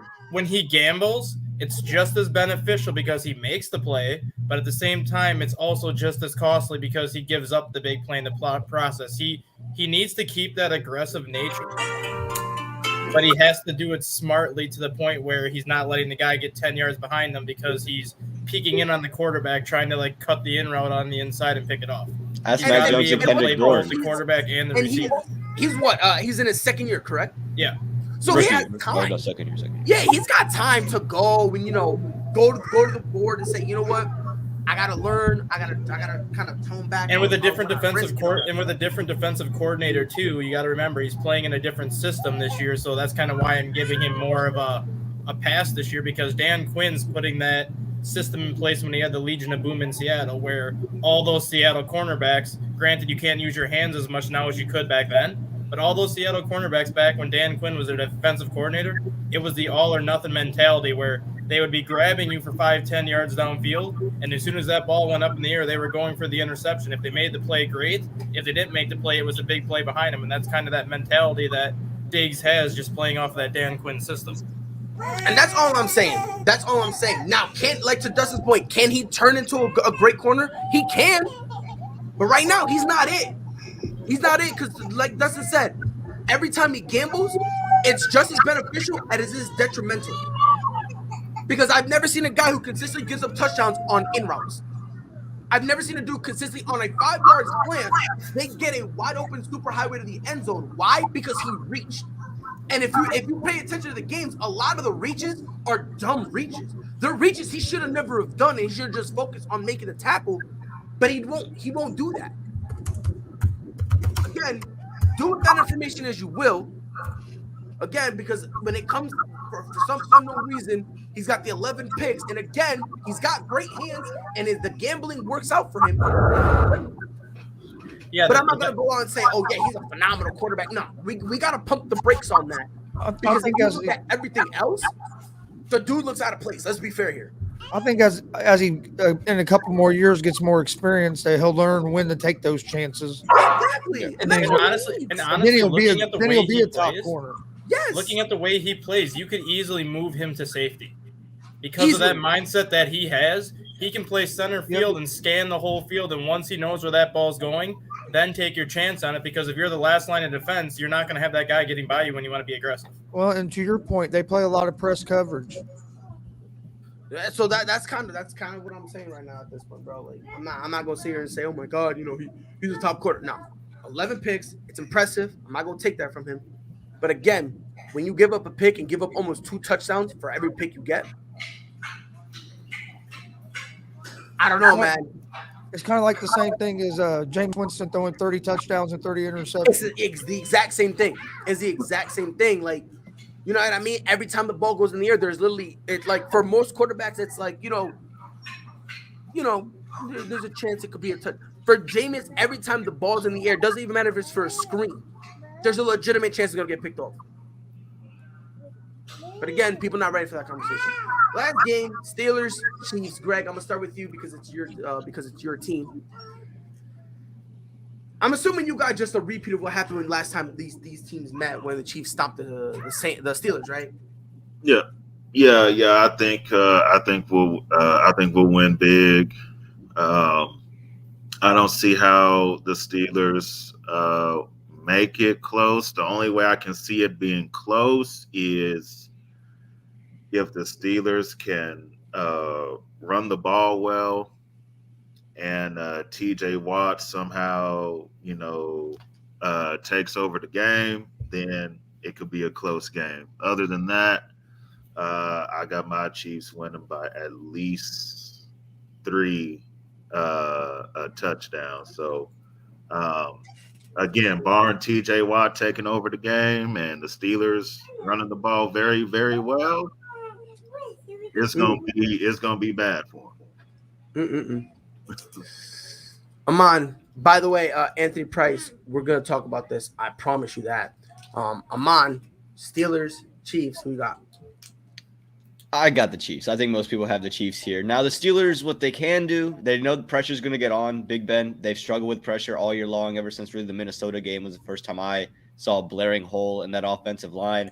And we know Frank Clark and Chris Jones are going to get out there. So if they can get screens out to Najee Harris quick and get the ball out like that, then you have an opportunity there. But even then, I still think that the Chiefs offense is going to put up some points early. They're going to fall behind quickly, and they're going to need to, try to get some chunk plays. And I think Big Ben's going to be running for his life, and he just doesn't have the legs to sustain him. So I think the retirement ceremony for Big Ben is going to happen on Arrowhead Field as Kansas City.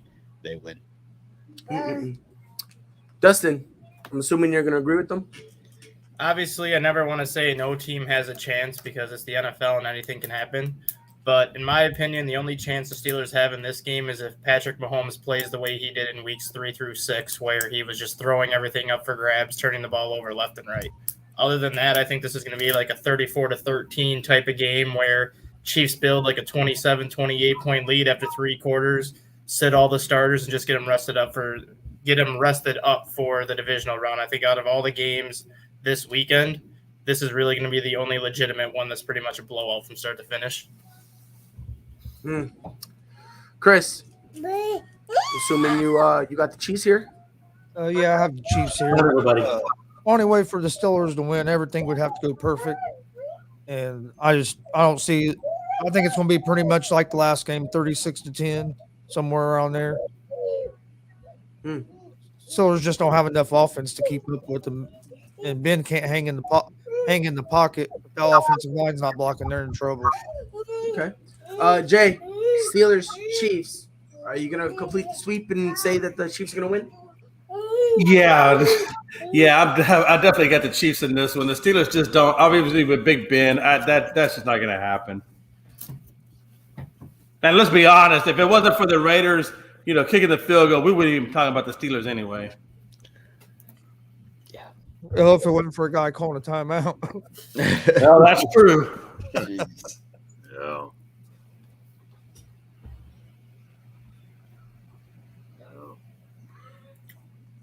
Part-time lover.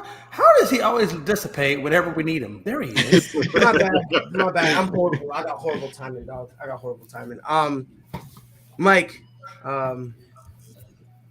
couldn't even beat the Lions, dog. Couldn't even beat the Lions. We're moving on. Chiefs got $1 million. Jeez, man. I mean, you know what? I mean, he got a point. Let's be fair here. By the way, About the Lions, dog. Patriots beating Bills. Enough said. I'm with you. Look, the Chiefs, man. Let's just be fair here, bro. The Steelers are not a good team. No.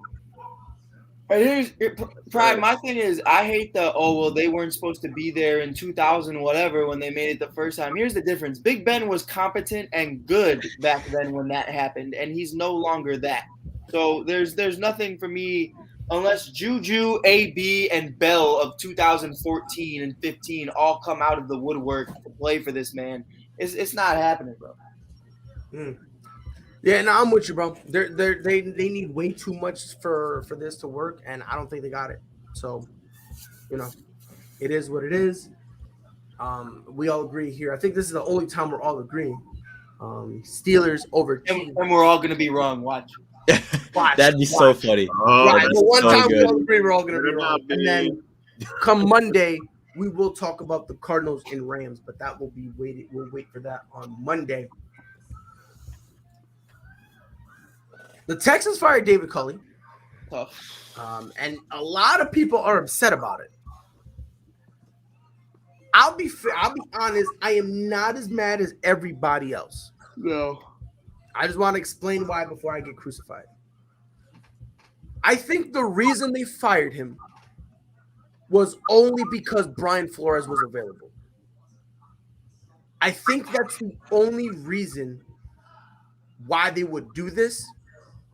A lot of people are saying David Culley got, they kind of set him up, which, if we're going to be fair, it's easy to feel that way, because he did better than what, let's be honest here, this Texans team should have been winless. Let's be fair here, right?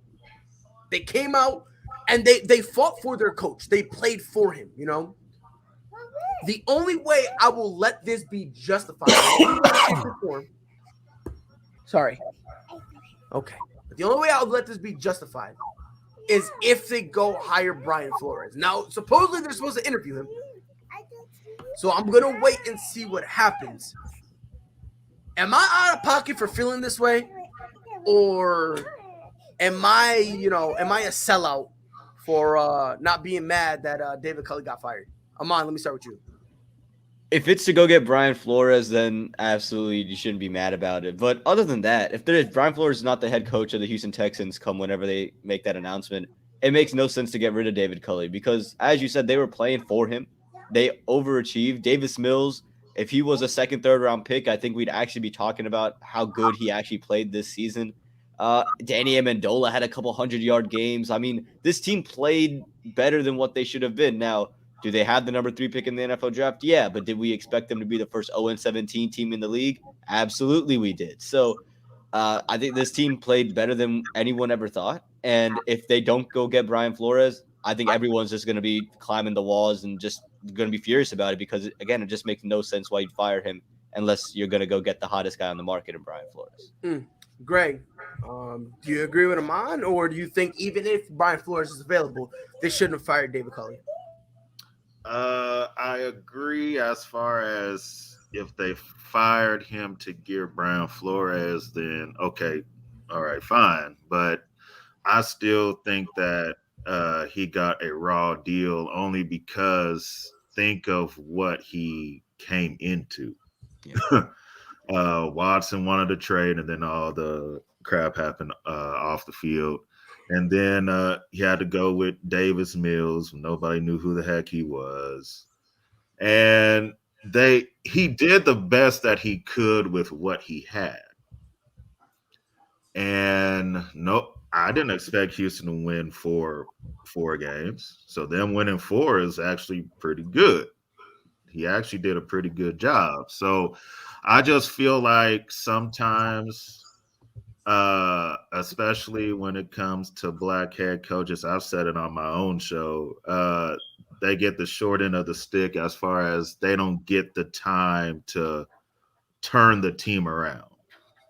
If it doesn't happen in 2 years or 3 years and they don't get to a conference championship game, oh, they suck, let's fire them, let's get somebody else in here, where it seemed like everybody else can get time.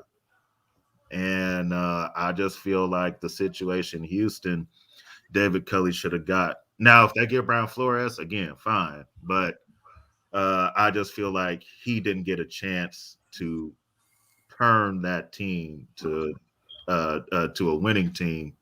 You can't do it within one season, especially him walking into the situation that, it turned out to be. So I feel like he should have got more time.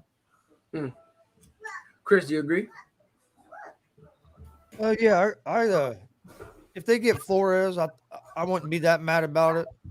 But I think he got a raw deal. I hope he gets another chance somewhere else because he done a good job. But if they don't get Flores, I mean, even with Flores, though, they don't get Watson back, whatever happens with his legal stuff, they're still going to be a struggling team. Even if you get Flores, you're not going to be much different if you don't have Watson, because there really ain't a top quarterback that you're going to get with that 3rd pick. Jay McLovin, what are your thoughts? Yeah, I definitely think that Culley, was blindsided. I think it was kind of unprofessional on the Texans side. If they want Flores, that's fine. But at the end of the day, man, you could have at least talked to Culley about it during the interview process and said, hey, look, I'm just going to be fair with you and just tell you that this is just a short-term deal because you're not really the long-term guy. You're just a fill-in guy. Do you want the job? I mean, let's just just give the guy the heads up instead of, giving him a false hope or whatever the case may be. I think it's just, to me, it's a little unprofessional on their end. I will say this. One thing about the Cincinnati Bengals, they gave Marvin Lewis every damn chance in the world for a long period of time to turn that team around, and that never happened. So I think there are some organizations out there that are good with, giving minorities a chance is what I'm getting at. Not all organizations, clearly not all organizations are like the Cincinnati Bengals. I mean, obviously Miami wasn't, right? But I do want to acknowledge some of the organizations out there that are, legitimately, giving a fair shake to minority candidates. Only good thing about Coley was that he made $22 million. At least he got paid good for it. But And look, like I said, man, I hope he gets another chance. Yeah, he will. He will. Look, I've been vocal about this. Where every time a minority head coach, to Greg's point, every single time they get the job, you immediately get put on the clock. And it's bizarre. I feel like if David Culley had gotten the Jaguars job, it's a possibility that they would have done the same thing to him. It's a possibility. Yeah. But in this instant, the only reason why the only caveat I have is they fired him solely to get Brian Flores. Because Brian Flores is better, right? Right now, out there. Absolutely. I mean, I get that. Right, like he's probably the best head coach out there. That's like, you know what I mean? Like the phrase head coach. He's probably the best, right? So if you want to get him, I get it, right? But if they fired David Culley because they expected him to make this Texans team a wild card team, sell the team. Yeah. Sell it now because you guys, and I'm not trying to be mean when I say this, but you guys are mentally incompetent. I want to make sure I watch my wording here because I don't want to get us in trouble. But you guys have the IQ of a mentally challenged person. It's called what it is. Like, you're not stupid. You're worse than that to think that in 1 year, David Culley was going to put this team to be a wild card team. It's ignorant. Right. Yeah. 100%. Yeah. So like I said, the only excuse I'll give them is if they did that specifically and solely to go get Brian Flores. If that's not the reason, sell the team. Dustin, am I bugging? Nope, and I said this before all this even happened that Cuddy was just brought in as a 1-year replacement to be fired. I think he knew going into the season that he was going to be fired at the end of the year, no matter what they did. And that's kind of why I think if you look at it, they basically settled with him as a head coach because nobody even knew who this guy was for the most part up until he got the head coaching position. Obviously, they knew he's been in the NFL, I think, for like 22 or 23 years, like holding different roles. But you never ever heard his name before being brought up in head coach opportunities. You've never heard him being really discussed for any major roles in an organization. And all of a sudden, he shows up as the head coach of Houston. He was put in a position to fail right from the beginning. But I think he knew that going in, knowing that Watson, well, he was not going to play. So you had Tyrod Taylor shown before that when he does have a chance to start, he has played well enough to get a team to the playoffs. Well, the guy gets hurt after week 1, so that kind of takes that out of the equation. Then you have Davis Mills, who looked like complete dog crap for 10 weeks before finally starting to look like a reliable quarterback the final 6 games of the year. But obviously I don't think Mills is their future unless they really believe he is. But, I mean, I feel bad for him because I don't see him getting another head coaching opportunity again. Just because, I mean, the situation he was put in was such a tough spot for him to begin with. He did a great job with what he had. He did a great job in the position that he was in. I mean, you look at the 4-13 record, you're going to be like, oh, that's a terrible record. Houston was a lot more competitive than that record shows. So you actually have to credit him for that and kind of credit the culture that he built in Houston to get those people to kind of buy into his system. I could see him getting a coordinator job down the road, but I don't think he gets a head coaching job, which is unfortunate for him, but he deserves a lot of credit for what he did in Houston this year, knowing the situation he walked into. Yeah, it's a weird thing. It really is. And I'm not again, and by the way, Anthony Price asked a pretty good question. You can interview and still have a head coach, right? They should have did that.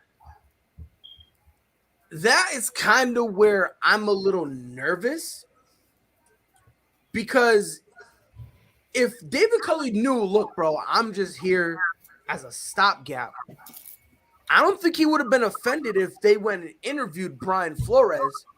And then if Brian Flores says, I'm with it, instead of firing him, downgrading him to be like an assistant or something. So that way he's still within the team. So that's kind of why I'm a little nervous. Because I get it. People say, well, ethically speaking, that's not fair. And it's like, well, yeah, but David Culley understood I'm not going to be that guy, right? Like he knew. Yeah. I'm just here to hold it down for a couple years until y'all find the guy y'all want. Whether it be he gets fired, whether he leaves, or whatever the case may be, I'm just here for a few years. And I said this on Jay's show last night too, and I said a comment on it. I think the perfect coach for Houston right now is Jim Caldwell, just because he walked into a similar situation in Detroit and then went on to win 36 games in 4 years with Detroit. Obviously, you're doing something right in Detroit if you're winning 36 games in 4 years. And got fired. This is not going to be – it's a better situation than Detroit for the purpose that you have, I think, more pieces in place than what Detroit had when he got there. Because I believe that was when Detroit was coming off of their 0-16 season when they brought him in. So at least he has something to work with. But Jim Caldwell is a very respectable coach that is highly respected by, I'd say, the entire NFL. And for him to get fired from Detroit after doing what he did, the Lions are kicking themselves for letting him go based off of the performance he did. Even if it takes him 2 or 3 years, I think he's the right man for Houston, because he not only would he create a culture there that Houston hasn't had in a while, but once he leaves Houston, that culture is going to be in place for whoever comes in after him. Yeah, I agree. They need a steady hand like his. He should never got fired from Detroit. I don't know, man. I don't know, bro. This whole thing is just weird. It's just so weird considering, I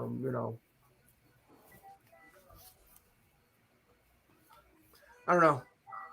You told Cully you're gonna be a stopgap dude. He knew that.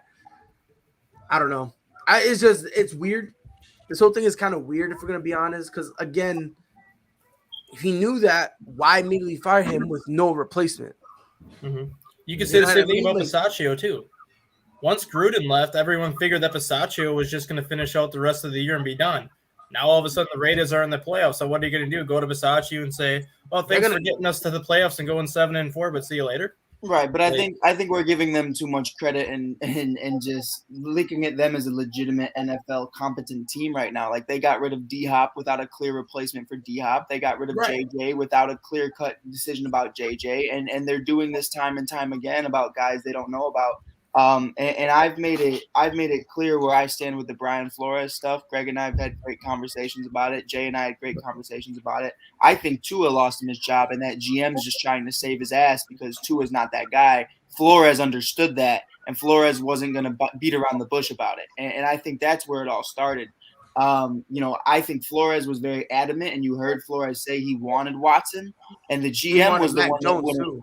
Right, he wanted Mac Jones. He wanted Justin Herbert in that same draft, and this GM told him no. So now that Tua is looking like ass, not to get off topic, but the way I viewed it, I was doing homework for a second. But the way I viewed it was Tua's doing so bad that a defensive-minded guy like Brian Flores, where Brian's offense looks good, Brian can handle an offense. But the thing is, if Watson's your QB1, if Russell Wilson, if Aaron Rodgers is your QB1, Brian doesn't have to give a shit. And that's where Brian is. Brian wants to focus on his defense, and he lets the offense do him. And he does come into the offense, and he involves himself, of course. But he wants someone who can be able to handle it himself. He doesn't want to baby this kid who can't stay on the field, who's had as many hip surgeries as my 89-year-old grandmother at the age of 22, which is insane. And there's just all these other things going on with Tua that are intangibles of decision-making, ball placement, and just fumbling the ball. He's got all these things going on, and he did not hide from that. And the GM, to me, if you move on from Tua, that's your ass. So he used Brian as an scapegoat to say that Brian wasn't competent enough to build Tua into who he was. As for Cully, I think that's why you saw them win as many games as they did, because Cully, the Texans are probably pissed they don't have the number 1 pick. They're probably fuming right now. But Cully understood, if I'm going to get another head coaching job somewhere, I need to make a lot to do with nothing. And he did it. And I think that's why you saw them fighting for him, is because everyone in the locker room knew he was probably gone too. So they wanted him to go out on top. They wanted him to go on respected. And I hope he does get an opportunity somewhere else. But I do disagree with you there. Just from a man's standpoint. Mm-hmm. I don't see Flores coming in and Cully being like, okay, and then, being like the undergo. I don't, as a man, I just think that undermines you, and that's a weird look for your team, because it's like, well, you were my boss, you were my guy, and now I'm listening to him and you're listening to him. Like, it's a very weird situation. But yeah, and don't get it twisted. It'll be weird regardless. You know what I mean? So I get it. It would be mad weird though, But I don't think so. And the only reason I'm saying I don't think so is because when he was brought in, the Texans told him, "You're not being here long term. Right? You'll be blessed if you survive the contract." How would you feel about it? So you're Brandon Cooks, right? Mm-hmm. Flores tells you to run a slant, and then Cully tells you to go for the deep ball. And that's where you mess up. You look at both of them, and you're kind of like, I don't think Cully will do that.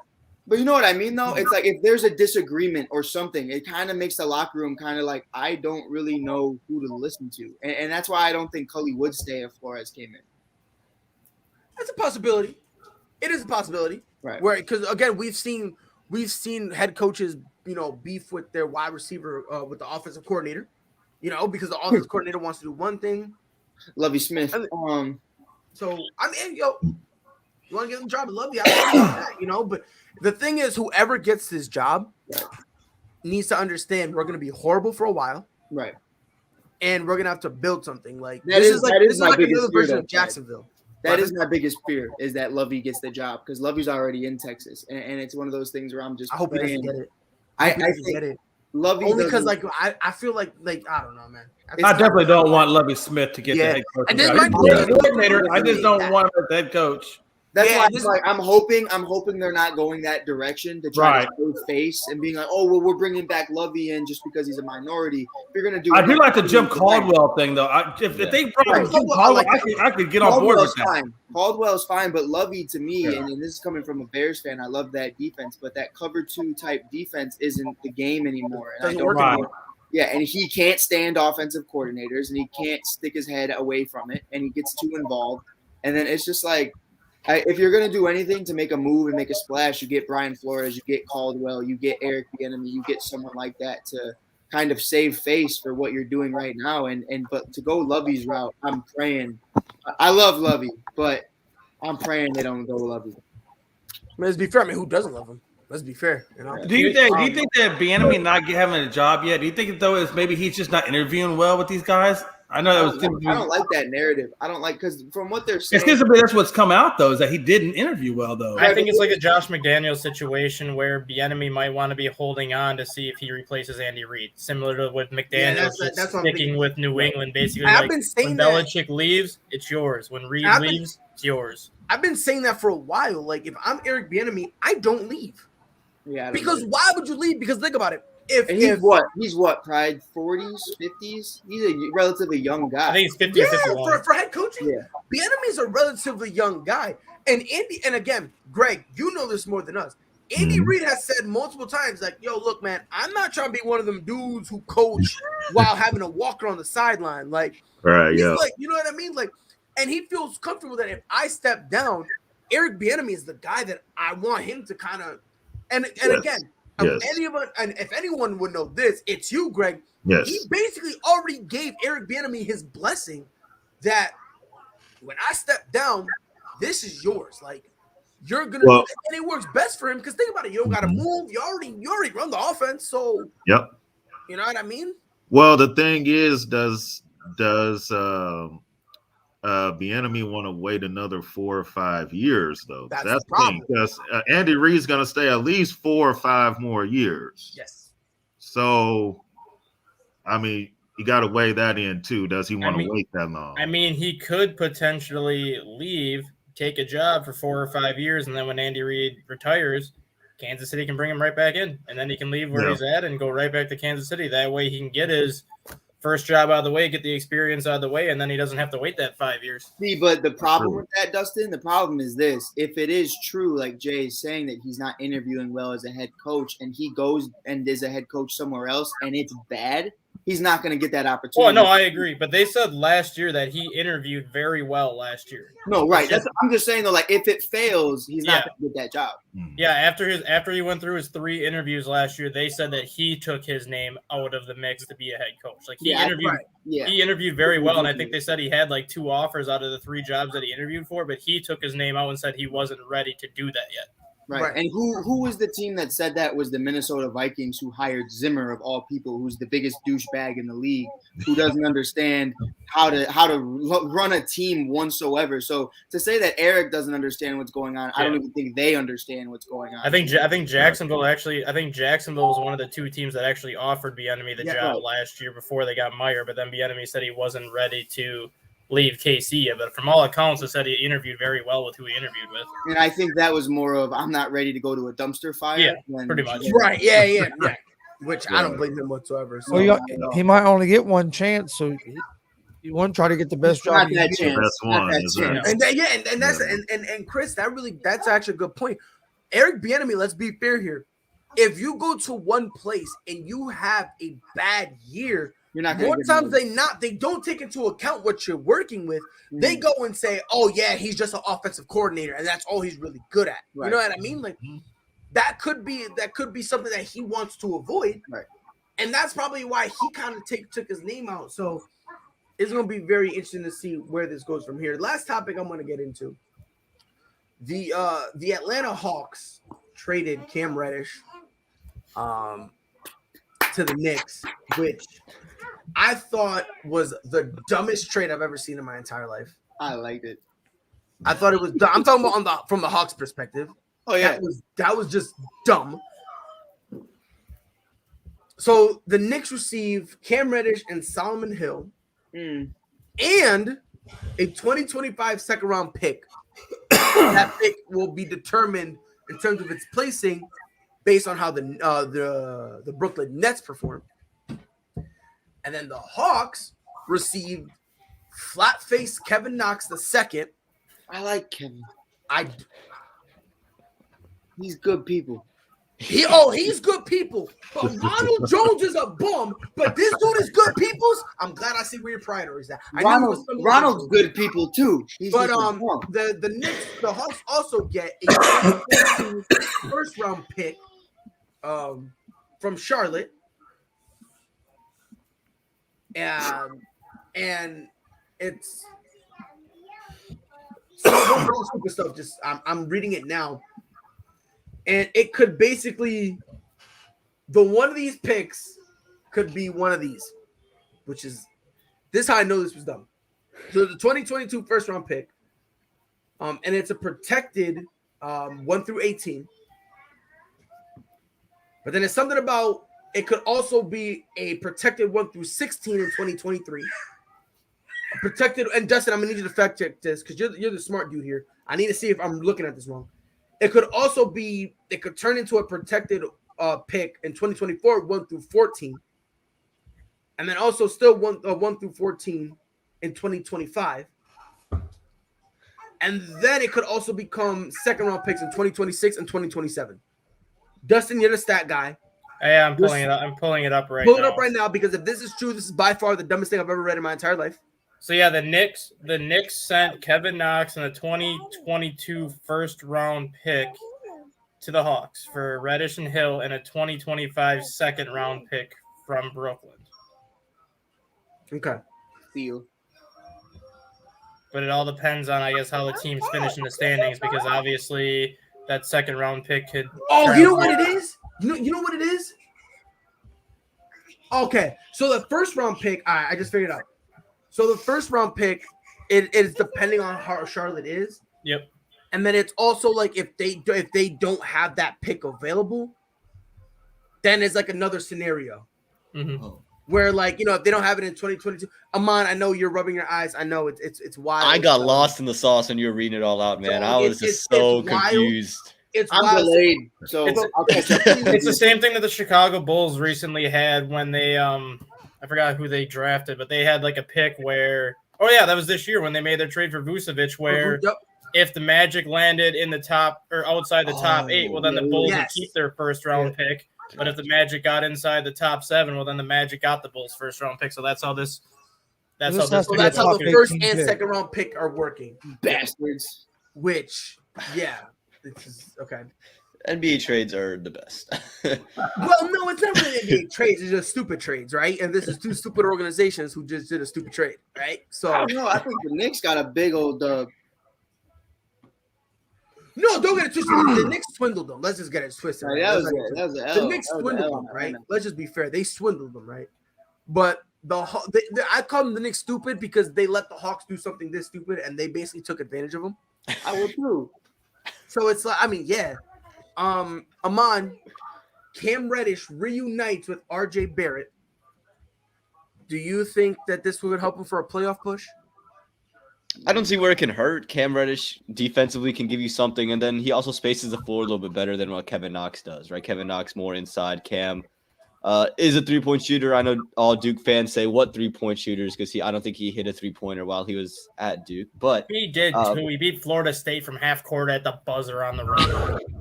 All right, sorry. In the Dustin's like, And "God." he One capped time. off that comeback against Louisville when Zion bounced it between his legs to hit Oh, Reddish yeah, in okay. stride, Well- and then Reddish nailed for home. At my time at a gas station in the middle of Duke campus, everyone's complaining about our Cam Reddish, the supposed 3-point god. So I again, Duke fans are always salty about it. But we talk about Cam Reddish again. I think when you look at the New York Knicks as a team, they don't really have a guy who takes that last second 3-point shot, right? And Pride, you know this. They hit one against Boston, and it was R.J. Barrett. So they said, why not go down the Duke route and get another 3-point shooter out of Duke to bank one in? But again, you sit there at 11. At 11, you're behind Boston. It's somehow you're behind Boston. You're gonna somehow you're behind Boston. That takes some skill to be behind Boston. But again, they're a playing team right now, and I think again it's not going to hurt. Kevin Knox hasn't been the productive guy they hoped he would be inside. He hasn't really been the dominating force. So Cam Reddish to me is an upgrade all around because again he can work inside, work outside, and I think he gives you a little bit more versatility too because he can play a little bit, some more positions. You can go small ball, play him at maybe the 4, or you can go and play him at the 3 or maybe even the 2 if you want. Dustin, you agree? I'm looking at this in a different way in terms of next year and beyond. If we can recap when R.J. Barrett and Cam Reddish were drafted, who did the New York Knicks want on draft night? Zion. Oh, really? Zion has 2 teammates in R.J. Barrett and Cam Reddish that are now in New York. This potentially could open the door for Zion to actually get to New York and reunite with those 2 players. They talked about playing together in the NBA when they were at Duke. I'm not going to rule this out. I honestly think the Knicks did this more so for the future to try to get Zion there because they wanted Zion bad. And if they could have found a way to get that number 1 pick, Zion was going to New York. Zion, RJ, and Cam Reddish all came to Duke because they wanted to play together. They all talked about playing together in the NBA, whether it was immediately after they were drafted or when all of them became available for free agency because they all have the same agent. They all talked about getting together and playing together in the NBA. This opens the door for Zion to get to the Madison Square Garden where he honestly wanted to be more so in New Orleans himself. And if you got those 3 together again, not only is New York going to be relevant in terms of, I'm not saying overall standings because you don't know how they're going to translate together in the NBA compared to how they played in college, but you know damn well that the Madison Square Garden is going to be rocking if those 3 get together again. Now, just to see if they can play the way they did at Duke. Right. Dustin, would you say that this is more something that you're going to have to wait for Zion to become a free agent for? That's what I said. This is not. No, this but like, is not do you see that in the realm of possibility though of them speeding up that process? Yeah. And them trading for him because I don't think. What would they want? Like Julius Randle for Zion straight up? No, I think don't they have Nerlens Noel? Yeah. You're not saying Nerlens Noel for Zion. You're not saying no Nerlens Noel for Zion. Noel and the next 10 first-round draft picks. And here's the thing: if they were to trade for him, do you know who they're gonna have to give up? Julius. RJ and Cam. Nope. Thank you, Amon.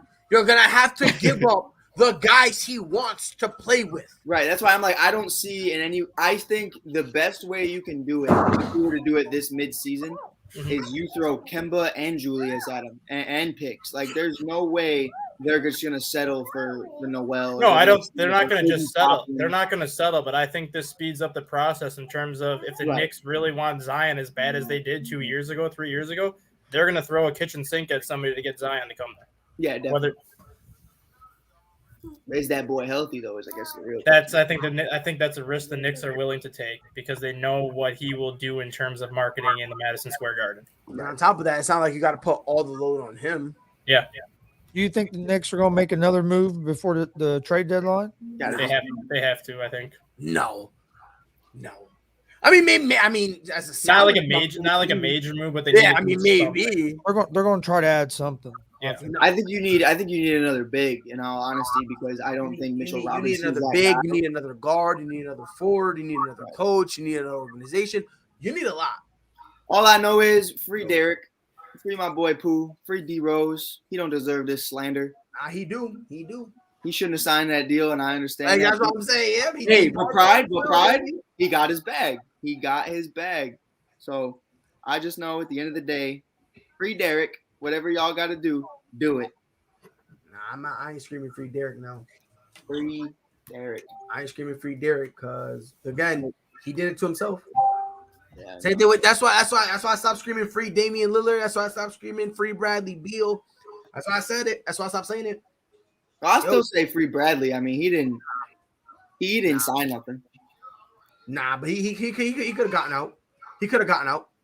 He could have been gotten out. I don't think that's his mentality though. Huh? I just don't think that's his way about going about things. And that's fine if that's not your mentality, but I'm not gonna be saying free you. Now here's the thing though, Dame, that's not Dame's mentality either. But then Dame signed the contract, so it's like that's on Dame. But like Bradley's made it clear, like once this is up, like I might dip. And he's the same dude who said he didn't want to go anywhere else. That's And the same no. But if because we gotta remember, if he's saying yeah I'm out. By the way, can y'all give me another contract? Right, but Pride, if anybody on this panel got another opportunity somewhere and they said, hey, you need to leave ASAP, and then Pride, I ask you right now straight up, Pride, are you staying? You ain't gonna sit up straight here and be like, yeah, I am. I don't know, bro. If everything is signed, sealed, and delivered. See, but it's not. You're not gonna say that at the beginning of a season. But again, I don't no. That's different. That's different, right? If ASAP gave me a contract and they were like, yeah, bro, look, let's say they give me a contract, right, for 2 years, right? And they're like, look, bro, we like you. We want you to be here, whatever, right? Then the whole time during the contract, I'm telling y'all, yeah, I'm going to leave. And then as soon as you start getting close to it, all of a sudden I start saying, that's Dame. Yeah, no, but that's also Bradley Beal. Because Beal is saying he wants to dip, but then he's asking him for another contract. That's why, to me, I'm not saying free Bradley Beal anymore, right? Because you're in a bad situation, yes, but it seems like you want to be there. Well, when you have the greatest player of all time in Kyle Kuzma, you kind of have. I know what he's trying to do. He's trying to trigger me. It's not going to work. You seen that leather suit? He wore the other night to the game, bro. That man had a leather shirt, I've been telling people, him and Russell Westbrook are closer than people want to admit. I think so. Him and Russ are closer than people want to admit, bro.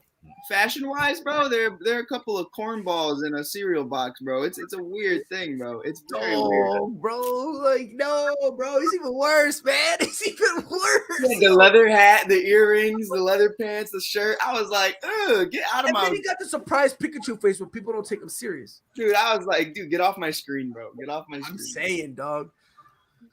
But nah, man, look, the Cam Reddish trade, Atlanta's stupid. They're dumb. And imagine this, right? You traded Cam Reddish, who's giving you about 12 points per game, for Kevin Knox, who can't even count to 4. Who is Kevin Knox? Thank you for coming to my town. Like, I was legitimately asking. But he's been nothing but a legitimate disappointment ever since he got to New York. Yeah. He's and been so, nothing honestly, but a let's be real. So's Obi Toppin. I don't care what anybody says. You go that high in your dunk contest, and that's all I could say you did. And he's getting there. Yeah, he's getting there. Obi Toppin is. I'm gonna tell you right now. If he don't get us together by the end of this year, he's going to. By the end of this year, he's going to. I'm very concerned about Obi. Yeah. Russell Westbrook plus Kyle Kuzma plus Cam Newton equals Dennis Rodman. Never lied in your life. That's not a lie. You said that, Damian? Yeah, that's Damian. Damn, Mike was like, yeah, never mind. I love Damian. Damian's my favorite person. Nah, bro, listen, bro. Damian's from Chicago, Pride. For real? Yeah, he told me that last night on the show, and I was like, word. I had no idea. I promise you, I'd remember that phrase. I'd remember Damian. I ain't never seen Damian walking down the street ever. I'll give that man a big hug the second I see Damian. Wow, you said a big hug? I'll give Damian a big hug. I'll be like, that's a super fan right there. Yeah, man. Look, like I said, man, I think the Knicks are idiots. I think they're dumb. Or not the Knicks, I'm sorry, Atlanta. The Hawks are idiots. They're dumb. I just don't understand. There you go. If Obi Toppin doesn't get it figured together, trade Zion for Obi. Yeah, no way. Smoking. No way. Smoking. I don't think the Pelicans would do that. Their hand would have to be. I think close. I think they would do that because Obi can at least play. Zion can. It gives them someone that can play that has a similar skill set than Zion does, just he's not as athletic and he's a better shooter. I think Zion has not shown that he can shoot a consistent jump shot yet. You would have to mix that with like Derek or Kemba. Yeah, if that's what it took, I think the Knicks and Noel, and Julius. Forget it. Like you might have to give up the whole roster. Really, it'll just. if we're gonna be, if Zion can't play and he's not cleared to play this year or even part of next year, they're not going to get what they want. They're not going to get what they want for Zion because no one's going to do it. Exactly. But that's New York has been fighting, and Pride and I talk about it and we joke about it. I wish Amon was here because we joke about it all the time. They've been scratching and clawing their way back in the relevancy for so long that by bringing in a guy like this does exactly what they did with Porzingis, and I don't think they're willing to take that risk again of not being relevant again. No, but I get that, but at the same time, it'll sell jerseys. Don't get me wrong, but it won't win you games if he's not playing. And where they are coming off of a year that they were the 4th seed, they went 7. They went 7 games, and now they're what, 11? Yes, they're 11 now. Like you know what I mean? Like this is a team that was like, "Yo, look, we're back." You know what I mean? Like, so you go from 4 to 11, and then you trade everybody for a guy that can't play and he's 300 pounds. Now where do you go from there? Now that's another rebuild. Now you might as well just snort crack right before tip off and call it a day because hit up your boy. You're just upsetting everybody. Hit up for no reason whatsoever. For no reason. I mean, let's be honest here. Like, let's be honest, bro. At this point, we're just upsetting people for no reason. So that's why, for me, why I don't think it's a good idea for the Knicks to do this. Now, if Zion was healthy and then he demands out, now we got a whole nother conversation. But as of right now, I don't think so.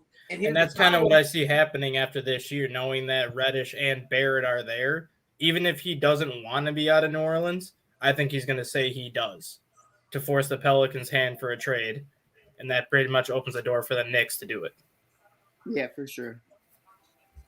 Because it's something it's something those three have talked about since day one, and now that piece number 1 gets to go to RJ Barrett. I still think, though, at the end of the day, though, you have to look at, like, not to get off topic with it, but Indiana has a lot more assets. No, I agree. Yeah, like they could definitely bring in, you want Miles, you want LeVert, you want picks. We got all of it. And we have a lot better picks and we're in a lot better situation. They could even offer Sabonis if that's the right. And that's why I kind of think it works in Zion's favor right now to keep his mouth shut right now, because if the Pacers trade away like Sabonis and some of these pieces this year because they're struggling this year, that would take them out of the equation for next year. And then all of a sudden next year he can say, well, I don't want to be here anymore. Then that opens the door for the Knicks, depending on what they do in the offseason, to give the Pelicans the pieces they acquire next year to get him. Personally, though, I think Indiana's the spot where if that boy's going to lose any weight, Indiana is the place to go. There's just nothing but corn. Just send him to Chicago for a week and have him run up and down the court with Lonzo. No, I'm not saying for a game. Just put him in practice for a week and have him run up and down the court with Lonzo and Levine. He can lose weight that way, and then they can ship him out. Nah, we don't need that in here. We don't get that out of here. Get that out of here. We don't need that big boy. We need him on the Bears offensive lineman, but put him as a tight end. Hey, Pacers don't need him either. I don't want that for the Pacers. We already have enough problems with trying to stay healthy. Mm-hmm. That is hilarious. This has been another episode of ASAP in the Morning. I think we can all agree here. Ronald Jones is dog shit, and Kevin Knox is a future star. It's been your boy Pride. Dustin, before we leave, you said you got 2 stats of the day. Hit us. Yes, and they're both playoff related. So, given that Antonio Brown is now gone, what team is going to be chomping at the bit to sign him next year? Because the last 5 teams he played for are all in the postseason right now. He wanted out of Pittsburgh. Pittsburgh's in the playoffs. Got cut from the Patriots. Patriots are in the playoffs. He wanted out of the Raiders. They're in the playoffs. He got cut from the Bucks. They're in the playoffs. He had a proposed trade to Buffalo and denied the trade. Buffalo's in the playoffs. Somebody's going to sign that guy up because he's got good karma coming with him in that regard. Chicago. We got crackheads on the dime in Chicago, AB. We'll love you here. And then the other stat that I had to do some digging on last night. This is the first time in NFL history that you are going to have more than 3 regular season rematches in the first round of the playoffs. San Francisco and Dallas are the only 2 teams that did not play each other this season. Of those other 5 rematches, the road team has won every single game but one, with Kansas City being the only exception. Arizona and the Rams each won on the road against each other. Patriots and the Bills each won on the road against each other. Bengals went into the Raiders and won on the road. And Buccaneers went to Philly and won on the road. That's what's up. I knew we can always rely on Dustin, bro. He always becomes. Tony, man, especially with that new haircut, he's so much more aerodynamic now. It's insane. I got another one I could throw out. Jay McLovin, can you take your hat off? Oh yeah, I got hair though. I do have a receding hairline though, but I comb it east to west, so you don't see the hairline as much. But I see it's a U. It is. It's a U. Yeah. I got another one I could throw out there if you want it. Oh, go ahead, Dustin. Throw it out. What do the AFC and the NFC playoff teams have in common this year? During the playoffs? They have a combined 34 Super Bowl championships between the teams, 17 on each side. That's crazy. You're a menace. You're a menace. Theory for nothing. Jay McLovin, you got any final words? No, man. Hey, other than I think it's going to be an excellent weekend of football, man. It's going to be a lot of hype. It's going to be a lot of fun. And there will be retribution against pride for those coming games. So the Eagles, Bucks, Cowboys, 49ers. There will be much respect put back on my name and pride. I'm so happy for it. Probably not. One day can't get here soon enough. So I just want to make sure. So you got the Eagles beating the Buccaneers, right? Yep. Yeah. Okay. And then what other game that you got let me for? I got Dallas beating the Niners. So Dallas beating that. So it's those 2 games? Yeah, those were the 2 ones, right? Those were the ones where was the most controversy. I hate to tell you, McLovin, I'm a Patriots fan this weekend. I really am. I'm all for it. I'm with it. Because here's my thing. Brian Dable, I'm going to need you to lose that game, my boy, because I'm going to need you in Chicago Monday morning. I'm going to need Bill Belichick to do his thing. Billy B, do your thing. I need the ball very bad. So with Nagy gone, let me get that ass over here, get bounced, leave Josh Allen, leave that, what is it? We're talking about dog crap running backs. Leave 5'6" Singletary out of it. He's not horrible. Singletary? He's not horrible. He's not great. He ain't no David Montgomery. He ain't no David Montgomery. They don't give him very many cover. That's what I'm saying, Chris. Like, I don't think it's fair to call them. Same thing with Zach Moss. Like, I don't think it's fair. No, I like Zach a lot. Zach can't stay healthy. Zach just can't stay. He's too tiny. I think he needs to. He's just young. Once he bulks up, he'll be fine. We'll see. But I'm gonna need me some Brian. So get on that, Pride. Get on that. I'm gonna need that. I'm gonna hold you to it too. Yo, Bill, do me a favor. Can you just spank him? Call in her favor. My boy Mike, he won't buy the ball, so just. I need Brian the ball. All right. I just made a call to a close personal friend. You feel me? Appreciate it. Me and this individual, we got a kinship. So I called in a favor for you, Mike. So come Monday. Appreciate it. You're welcome. Chris, you got any final words? No, just enjoy the Super Wild Card weekend and be back Monday. It's been your boy Pride on behalf of Dustin, Jay McLovin, Mike, Chris, Amon was here, and Greg. Who am I missing? I'm missing somebody. Someone else was here. Is that what? Someone else was here. Oh, no. That was them. That was everyone. That's everyone. Yep. No, I got everyone.